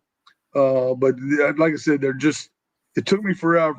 I mean, in fact, I was still putting it together in June, a year and a half later from startup. And I like where we are. We're all on the same page. We can get stern when we need to get stern. They're a demanding group, but it's like we say, we will never ask our kids to do something they can't do. But we will ask them to do something they never tried before, too. Mm-hmm. Sure. And finally, I have to ask you, how many text messages did you answer Saturday evening into Sunday? I'm sure from coaches congratulating you, people that you know.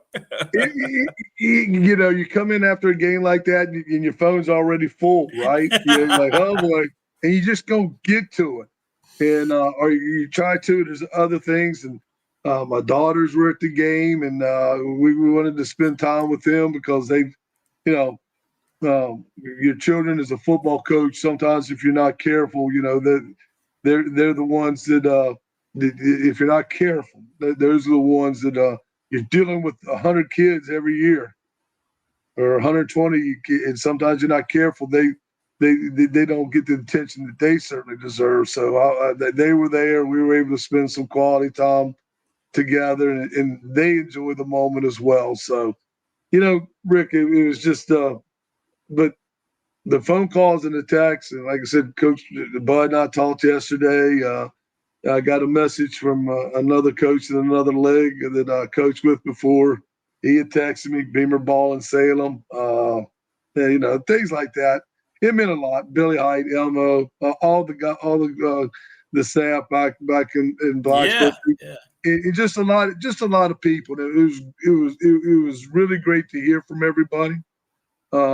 Because like I said, it meant a lot for what took place, and I think they understood the journey we had to take to get to this point.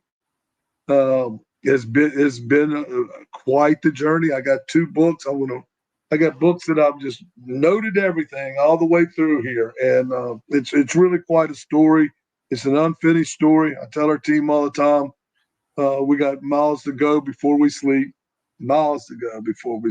So I think they understand that. There's going to be some bumps along the road.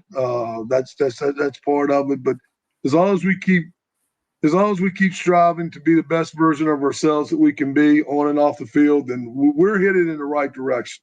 Absolutely. And I tell our team all the time, Rick, and I know we're getting close to the end. I could talk to you. No, all you're day. good. You're good. I know. Me too. Yeah, Mike Burnop.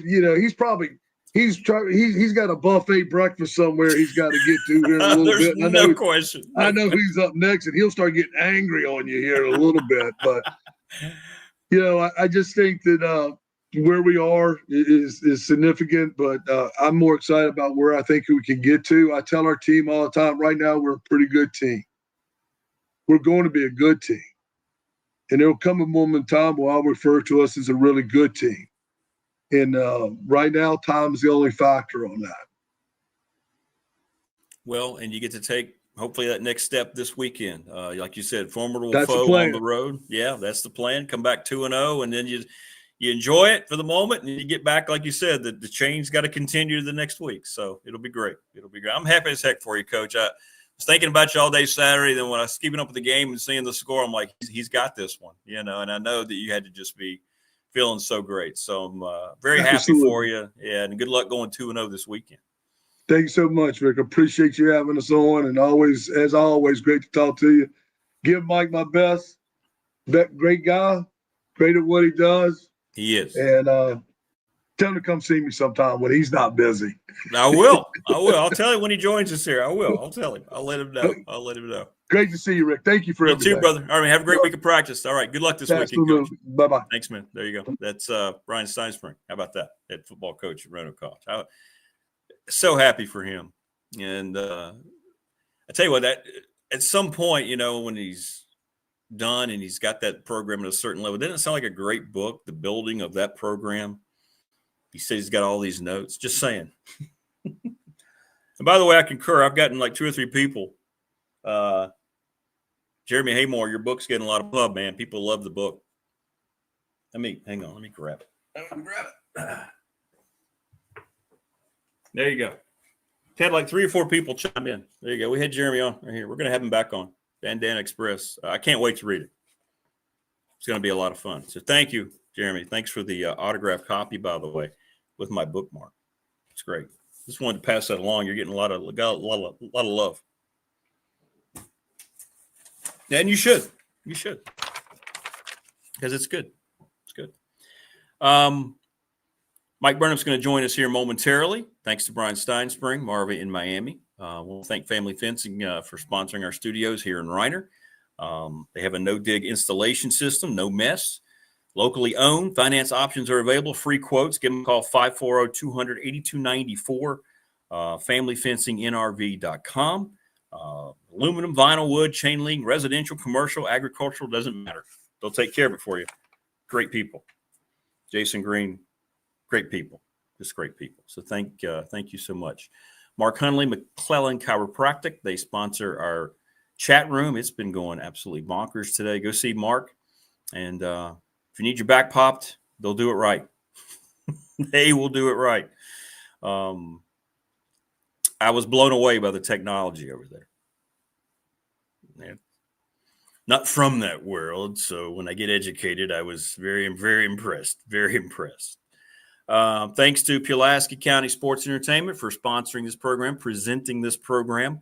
Calfee Park's right there in Pulaski County, the Motorsports Park, Randolph Park, and the future Pulaski County Sportsplex. I can't wait to get more into that.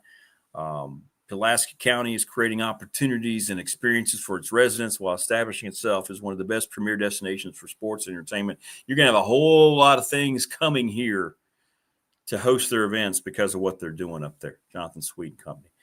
PlayPulaskiVA.org. So go and hang out with them. Little River Heating and Air, thank you so much, Charles Lee.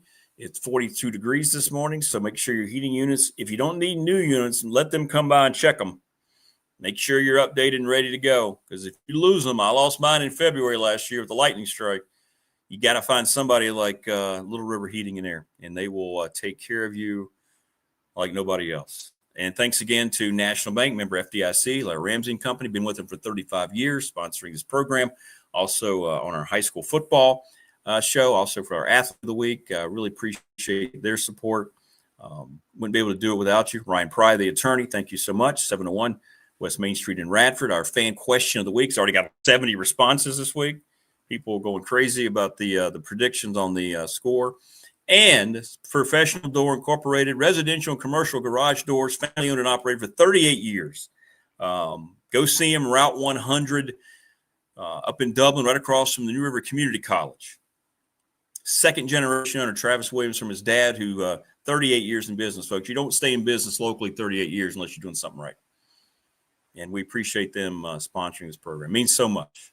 Thank you so much, because wouldn't be able to be here without you.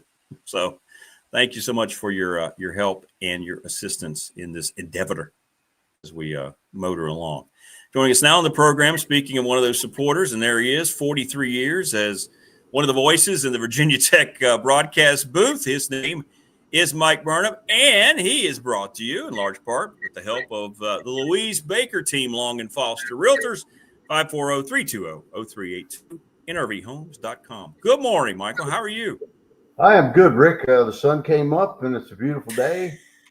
So after that second half, it was good to see the sun come up on Sunday. Before we get into it, first of all, Steiny wanted me to tell you hello. He says, get down there and see him. He says, we'll have some food. He knows that will make you happy. That's what he said. I'm sure he's got some connections down there at Mac and Bob's. Yeah, sure love Mac and Bob's. Yeah. Well, those call zones, Rick, are as good as anything around. I tell you what, man, that's good stuff up there. You better believe it. You better believe it. Good portions, too. I mean, all this. I know Steiny knows. Yes, he does. He does. On that. Yeah, how about that, man? And the journey to get there. I bet he probably never thought. He just told us he was just sitting there on the bus where the team got on, like, wow, it's here. We won our first game, but now move on to the next one, right? As a coach will do. So yeah. Well, let's talk about it, Mike. I mean, I'm sitting there at halftime, and I'm like, this is what I expected. I'm sure you were too, you and Bill, right? It's 20-10. You're like, okay, this is, they're going to be okay. And then second half, we all saw what happened. What happened? Why did it happen, do you think? That was crazy. The wheels on the bus fell off. They weren't going round and round anymore, Rick. I'll promise you that. No, they were not. They were not. I think it was a combination of a lot of things. I don't think you could point your finger at one thing that happened. But first of all, I think Vanderbilt's a really good football team. And when you got a quarterback like Diego Pavia that can will his team to win, he's a gutsy kid. He's got some big things, and he knows how to use them. And he's got a lot of weapons around him. Nice running game. They revamped their offensive line a little bit. And, I think that was a big part of it. When you got a quarterback like him, you're never out of a game. He's a gamer, right, like Haynes King at Georgia Tech and so many other kids. And so then I think that was one thing. Okay. I think the other thing was, when you think about the first game they played, Rick, they played Charleston Southern, 25-3. That game was over at halftime. And he didn't play much. The running back didn't play much. I think he had 12 carries in the game, Alexander. And, they just put it on cruise control. They were up 3 touchdowns in the blink of an eye. It was 28-0, I think, at the half. So they're playing at home in front of 35,000 people, which is a sellout. And they're playing half the game, and then the game's over, and everybody's probably leaving. So then you come to Blacksburg, and it's like, whoa, looking around there, this place is sold out. It's electric. It's crazy. Yes. Pavia gets off and throws that interception. They turned it over another time. They only had 4 possessions in the first half. I mean, that's pretty amazing. So the Hokies were playing like kind of keep away. And, they scored those 20 points. I wish it had been more. But they had 4 possessions. 2 of them were turnovers, the punt, the fumble, or the interception, the fumble, and then he had a field goal and a touchdown. And so I think they go in at halftime, and the Hokies are probably thinking, I think we probably got this thing under control. We just got to keep doing what we're doing. But Vanderbilt went in, and I'm sure Coach Lee probably ripped them a new fanny, right? He probably said, what are y'all doing? I mean, what's going on here? Are y'all intimidated by the crowd, by this, by that? And so they came out and they executed on their first possession. I'll always remember Coach Beaver, Ricky. He always said that first 5 minutes of the third quarter were big. And then look what happens. Vanderbilt comes out. They have a long drive. They score. And, they're right back in the game. Hokies go 3 and out. 3 and out, 3 and out. I mean, they scored 5 straight touchdowns. Couldn't stop them. Couldn't get a first down. The one first down they had there for the longest time was by penalty. And so, yeah, it was kind of definitely a tale of two halves. Never seen anything like that except the one time it happened to Virginia Tech. Think about the Belk Bowl when Arkansas was beating the snot out of them, 24-0 halftime. And then Coach Fu went in and ripped them a new one. They came back out. The defense got a turnover, a couple turnovers later, and then they scored 5 straight touchdowns. It was 35-24. They won the game. That was the tale of two halves. Right. This time it was the tale the other way. And Vandy got the Hokies. And, yeah, that was rough. Boy, the crowd was disappearing fast after every touchdown. And just not good. That's just not just wasn't good. Mike Burnop joining us on the program. Thanks to Louise Baker, team of Long and Foster, for presenting Mike here on the show. Yeah, and that was the thing. Like it just came out of nowhere, like you said, and it was shocking because we saw the defense adjust so well against South Carolina. You and I talked about it. It was really kind of awesome to see how they gave it that first touchdown, and then it was tough for South Carolina, tough sledding. And this time, the defense did not adjust. We saw Vanderbilt, like you said, they acted like they were a team that had the most experience of any team coming back, right? And they did. They had like 86% of the production back. Yeah. I mean, and when you got the quarterback, that's a big plus. They got that big old tight end, Eli Stowers, he wasn't that big of a factor in the game, but he did play well. And the other big tight ends, one that got loose on the wheel route down the corner up there, wide open. But what bugged me the most about it, I guess, was I didn't see the fight in that team in the second half. You know, they just, I mean, you saw it in some guys, but not everybody. And I think that was disappointing. And so I know in the locker room after the game, you know, Coach Pride, how it kind of works is the team comes into the locker room. Coach Pride talks to them. He's out there in the hallway talking to his coaches, and he writes some stuff down, some thoughts on the game. And then he'll come into the locker room, and he'll get up in front of the team, and they all come on up. He says, make sure everybody can see me. I want your eyes on me. And so he addresses the team, and he goes through the stuff that, you know, they do good and bad and all that sort of thing. And we got to correct these mistakes, and you can't play like that and expect to win. You got to make teams earn it. And, you know, then after that, after he gets through talking to him, then Travis Wells pretty much says, you know, who's available to the media. They announced that.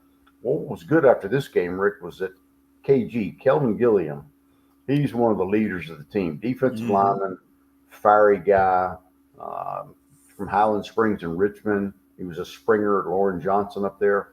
Went to Oklahoma, came back to Virginia Tech.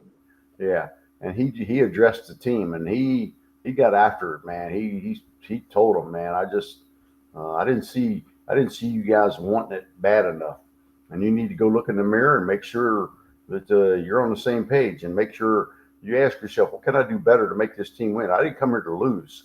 And I mean, he got after him for a good little while, and I think everybody appreciated that, because when you have games like that, man, you gotta rely on the leaders of the team, the captains, the leadership council, to get this thing back on the right track, because it could go south quick, and there's a lot of football left to be played. That was 2 tough openers. I think everybody was hoping, you know, that you could go 2-0. They were hoping that the worst case scenario would be 1-1. Right. The really worst scenario was 0-2. And I mean, it is what it is, and that's where they are. And now you got some games that you're supposed to win, and you better get after it and turn this thing around. That is encouraging to hear.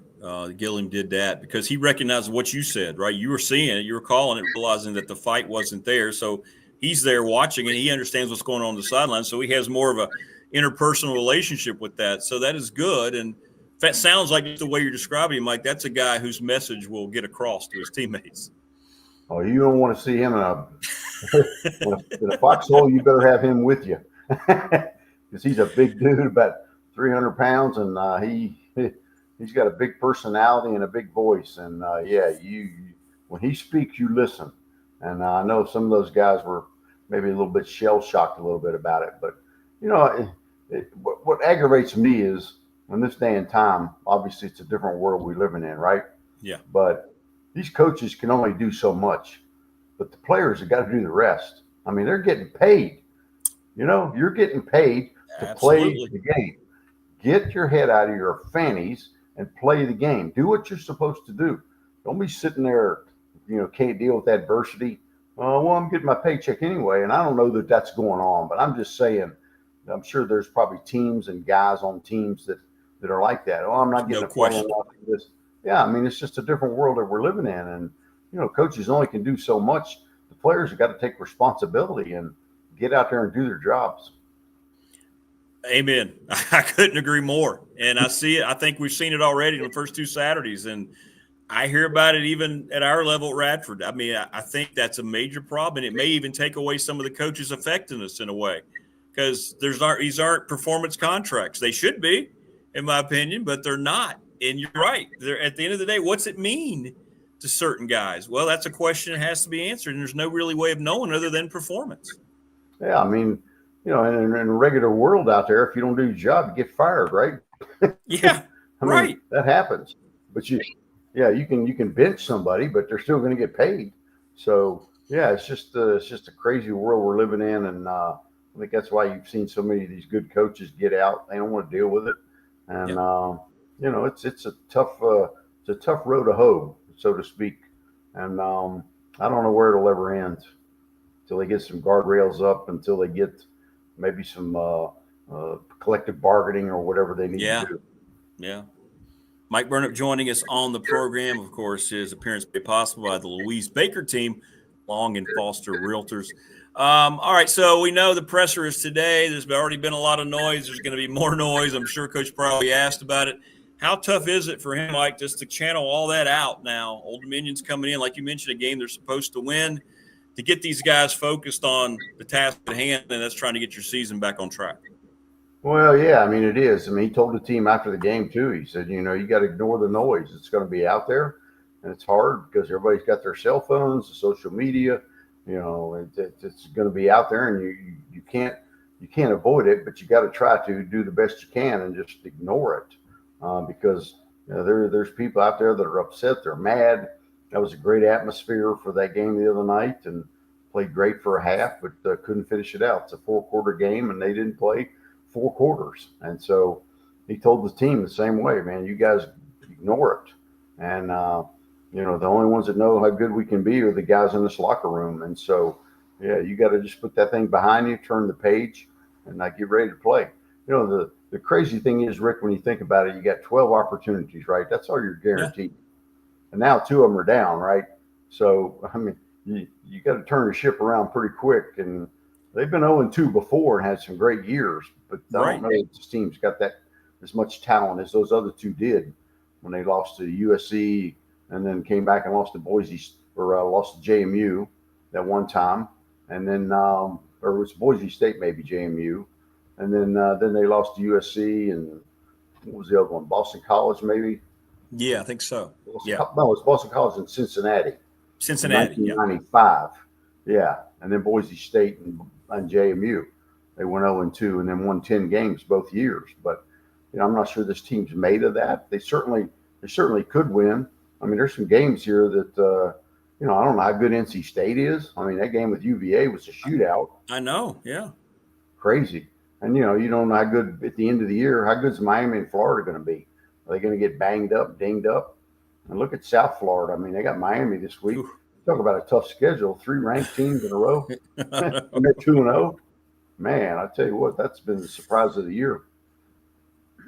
Well, let's talk about the Monarchs. I mean, I know it's a series that's going to come to an end sooner than later now, but they do have a dynamic 2-way quarterback, and he can do some damage. And I don't care, what level they're playing at. Those guys they deserve extra attention, don't they? Well, they do. I mean, they're in the Sun Belt Conference. They'd love to be. A lot of those guys would love to play in the ACC, and they'd love to come up here and get an upset. It's like a Super Bowl to them, or a bowl game, so to speak. And the quarterback, Colton Joseph's good. I mean, 6'2". He's 205 pounds, I think it is. He's from California, sophomore. Played really well in the opener against Indiana. The first play of the game, Rick, he ran for 75 yards right up the middle on a great fake. And then he had another 78 or 79-yard run later on in the game. But, they had a couple turnovers that Indiana turned into points, and the game got away from them a little bit, and then they were playing catch-up. So and then they blew out the team last week. Obviously, it was not a real test for him. Right. But he's a good quarterback, and they got some good receivers around him. They got good running backs. It'll be a test. There's no doubt about it. You got to be ready to play, and it's just kind of crazy, and you feel bad for Coach Pryor because this is the third game in a row. He's got a pretty good relationship with all those coaches. He coached at Vanderbilt. He knew Coach Lee. Obviously, Shane Beamer, the connection there when he was a GA and Shane was playing. Right. Now you got Ricky Ronnie, that's one of his good buddies from up at Penn State. It's like, that's right. When is this carousel going to end? You hate playing those guys. You love those guys, but you hate playing them.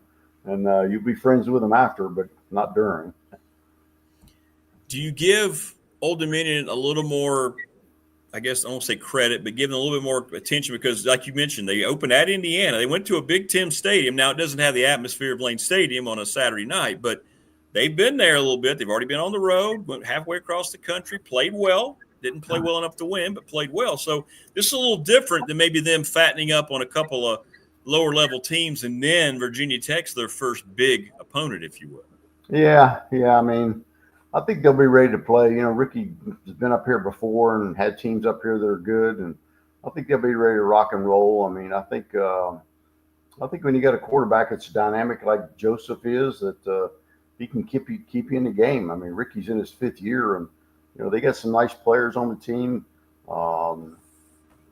I just think that the Hokies better be ready to go. I don't think it's so much about Old Dominion as it is about them. Agreed.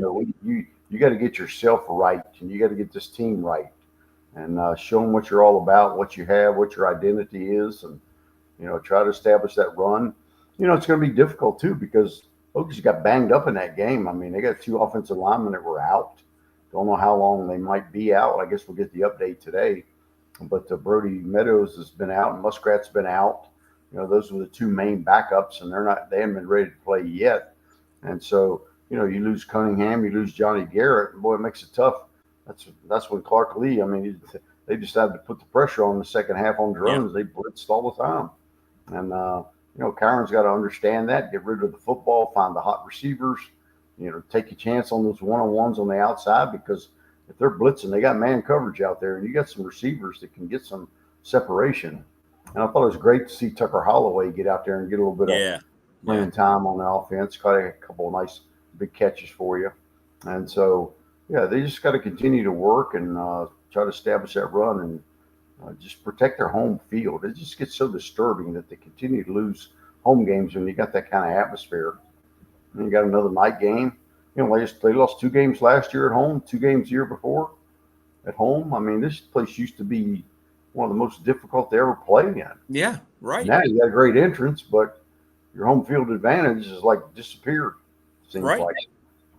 And teams are saying how much they love playing there if they withstand the open, right? Sandman and all that energy, if they settle in because the surface is so nice, the field looks so beautiful. My goodness. On Saturday, it always does.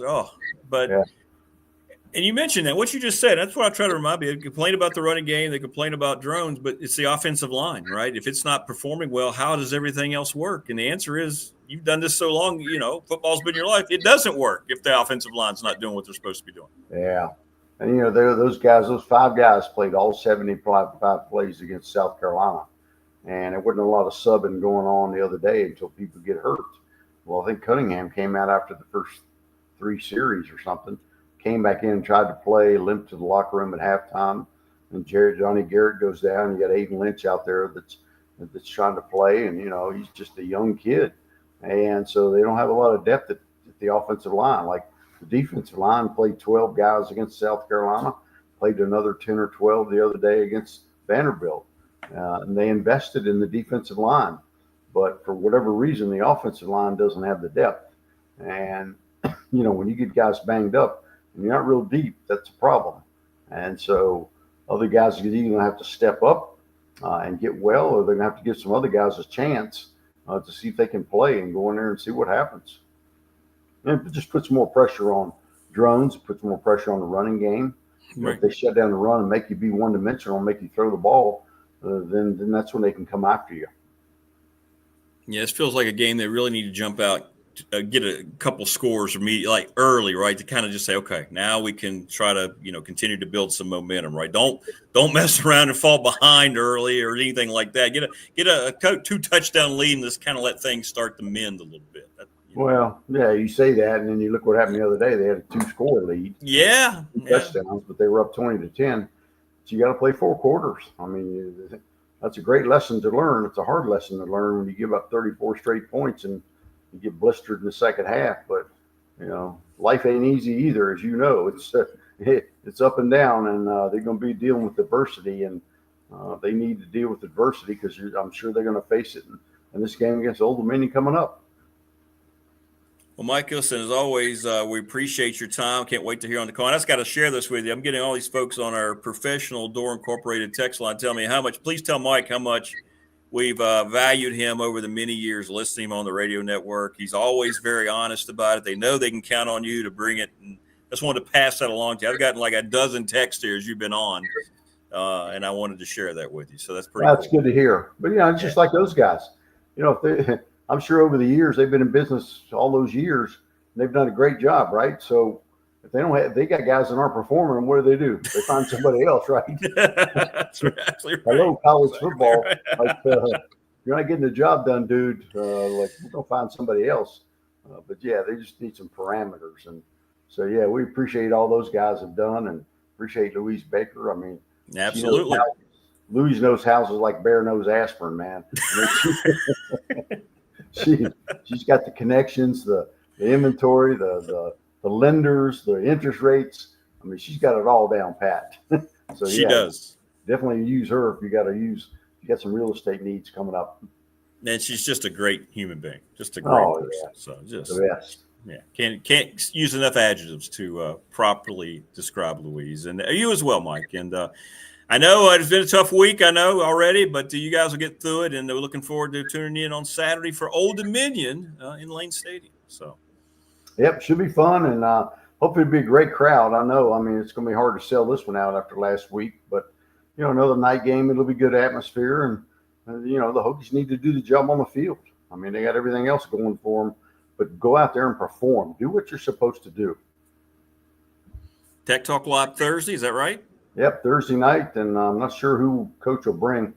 Ben Bell was supposed to come the week before last, but they got tied up a little bit because of the short week. And but yeah, we did have Kelvin Gilliam was on last week. Did a great job. Everybody loved him. Place was packed, standing room only, and I'm sure we'll have a good crowd. But yeah, we need to get this thing on track. And the Hokie Nation's been great, and I know they'll continue to support him, but you got to get the job done on the field, and those guys got to understand that, and they got to do their part. Absolutely. 100%. That's what they're getting paid for, Rick. That's right. You said it exactly right. 100%. All right, Mike, listen, have a great rest of the week, brother, and hopefully next week we'll be talking about a dub. Looking forward to it. Get back on track and get That's right. Wheels back on the bus. That's right. No more square wheels. Right. All right, brother. Stay safe, man. All right, Rick, you too. See you now. All right. Have a great call. There you go. That's Mike Burnop. Great stuff. And thanks for all the compliments from all the listeners. Yeah, that's great. Mike's a great guy, but he's just terrific at what he does. That's why he's done it for so long.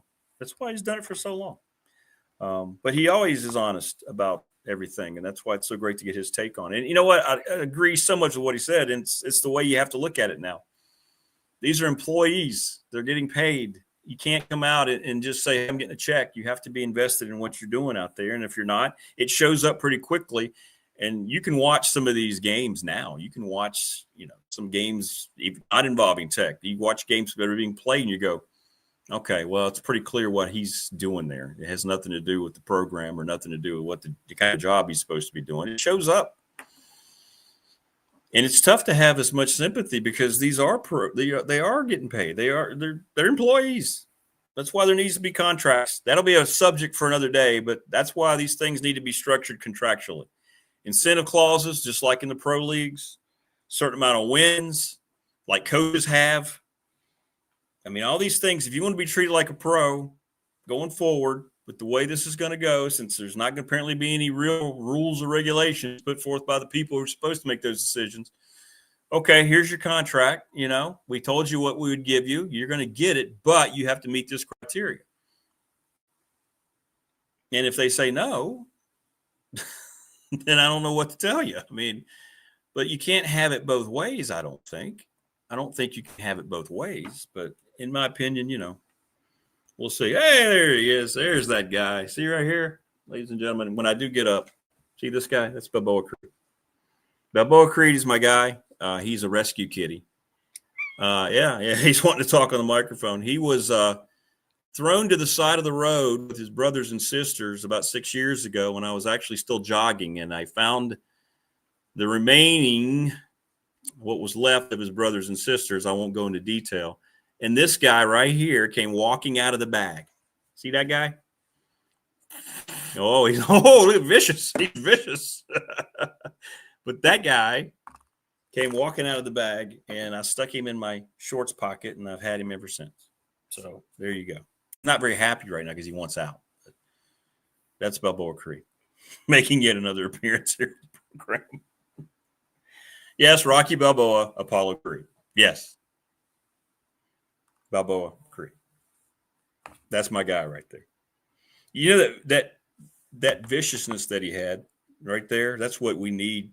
That's what Tech needs. Maybe that was like him showing Tech what they need to look like Saturday against the Monarchs. Yeah, Adrian would have just given up on him. Yeah, exactly. Adrian would have walked around the corner, and here comes Balboa Creed, and she'd have looked at him. You can't win here on the side of the road. You seen how big and strong the cars are coming by? Least supportive spouse in the history of film. I mean, she only saw Rocky Balboa. He was a leg breaker for the Mafia guys. Came from nothing. Got a shot, a little PR stunt, take on the mighty Apollo Creed. He stands toe-to-toe. First punch he throws puts him on his back. That's one. By the way, that's totally one of the greatest of that screenplay that was written by Stallone. That's one of the greatest little subtle parts of that whole fight. When he throws the first punch and Creed goes down and he's kind of looking around. He's a little dazed, like, what's going on?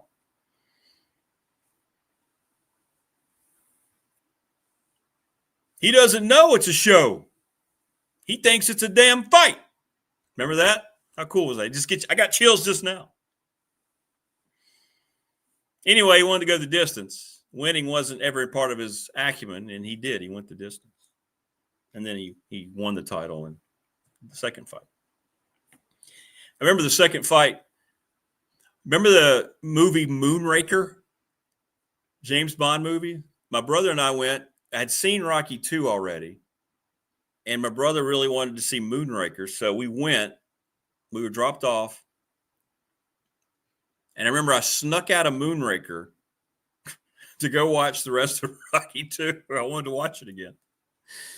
We didn't have phones, but I went in and told him, I said, I'm going to be over here watching Rocky 2. I don't really care about Moonraker. Although now that I watch Moonraker when it's on, it's good. Jaws, with the metal teeth.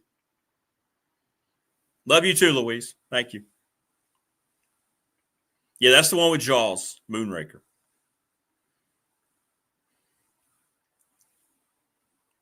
But in any event, good stuff. Good stuff. Not sure how the show will look tomorrow. I'll put it up on the Facebook page a little bit later on. But we want to thank we'll have guests. I just don't know who yet. Special thanks to today's guests. Thanks to Marva in Miami, Bryan Stinespring, head coach at Roanoke College, and Mike Burnop. Thanks to all of them. They are outstanding, as always. And thanks again to Family Fencing Studios, or Family Fencing for sponsoring our studio. And I'll just call it Family Fencing Studios whenever it's now just like a natural part of my acumen. Where do you broadcast from? Oh, the Family Fencing Studios. Oh, where's that? Oh, it's in my home. But 540-200-8294. FamilyFencingNRV.com. McClellan Chiropractic. Go see them. Mark Hundley. Not just back poppers anymore. Professional Door Incorporated, our text line sponsor, 391-0788. Garage doors, residential and commercial. 38 years in business, family owned and operated. Route 100, right across from NRCC. Great people. Great people. Thanks again to Pulaski County Sports and Entertainment for being the presenting sponsor of this program. Thank you for all of your help. BDST fan question of the week. What is your Virginia Tech win total now that they've started 0-2? I gave you mine. I'm thinking 5, maybe 6. We'll see. Thanks to Ryan Pry, the attorney. Give him a call, 540-838-2233. Sorry. My vision's not great. PryLawOffice.com. Go see Charles Lee, Little River Heating and Air, 1095 Radford Street in Christiansburg. Go do your banking at National Bank. Member FDIC. They'll take care of everything for you. Don't mess around. They are the best. Go see them. And I think that's everybody. Is that everybody? I think that's everybody. Yeah. Yeah, that's right, Jimmy. Stick and move. Stick and move. Nah, you can't do much more than that with that rock, can you? I'm okay. I'm all right. Just cut me, Mick. Just cut me.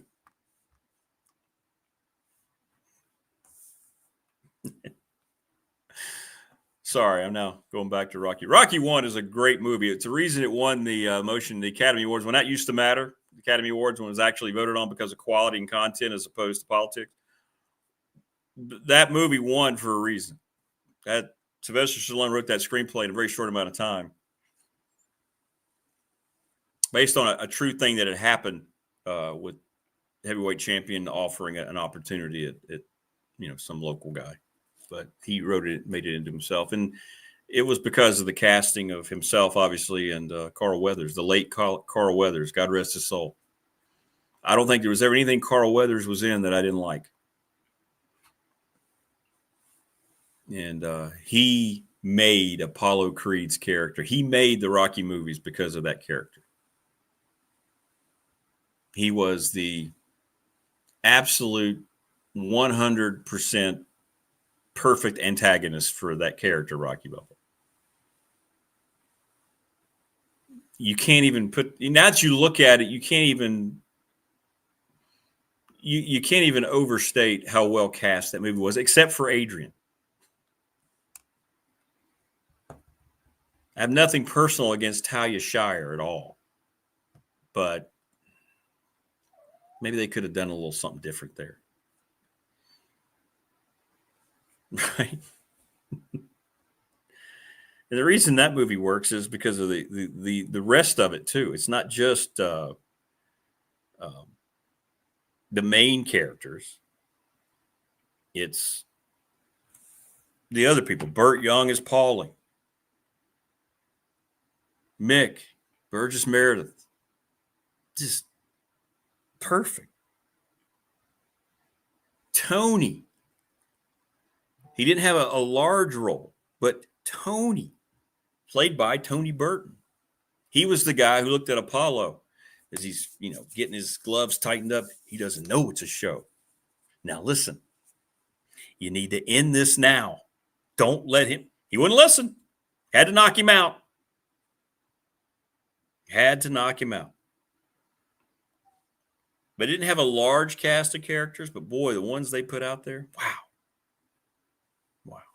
We don't get movies like that anymore. Hollywood's incapable of making things. Well, they're not incapable. They just don't want to. They're not about entertaining anymore. They're about trying to influence.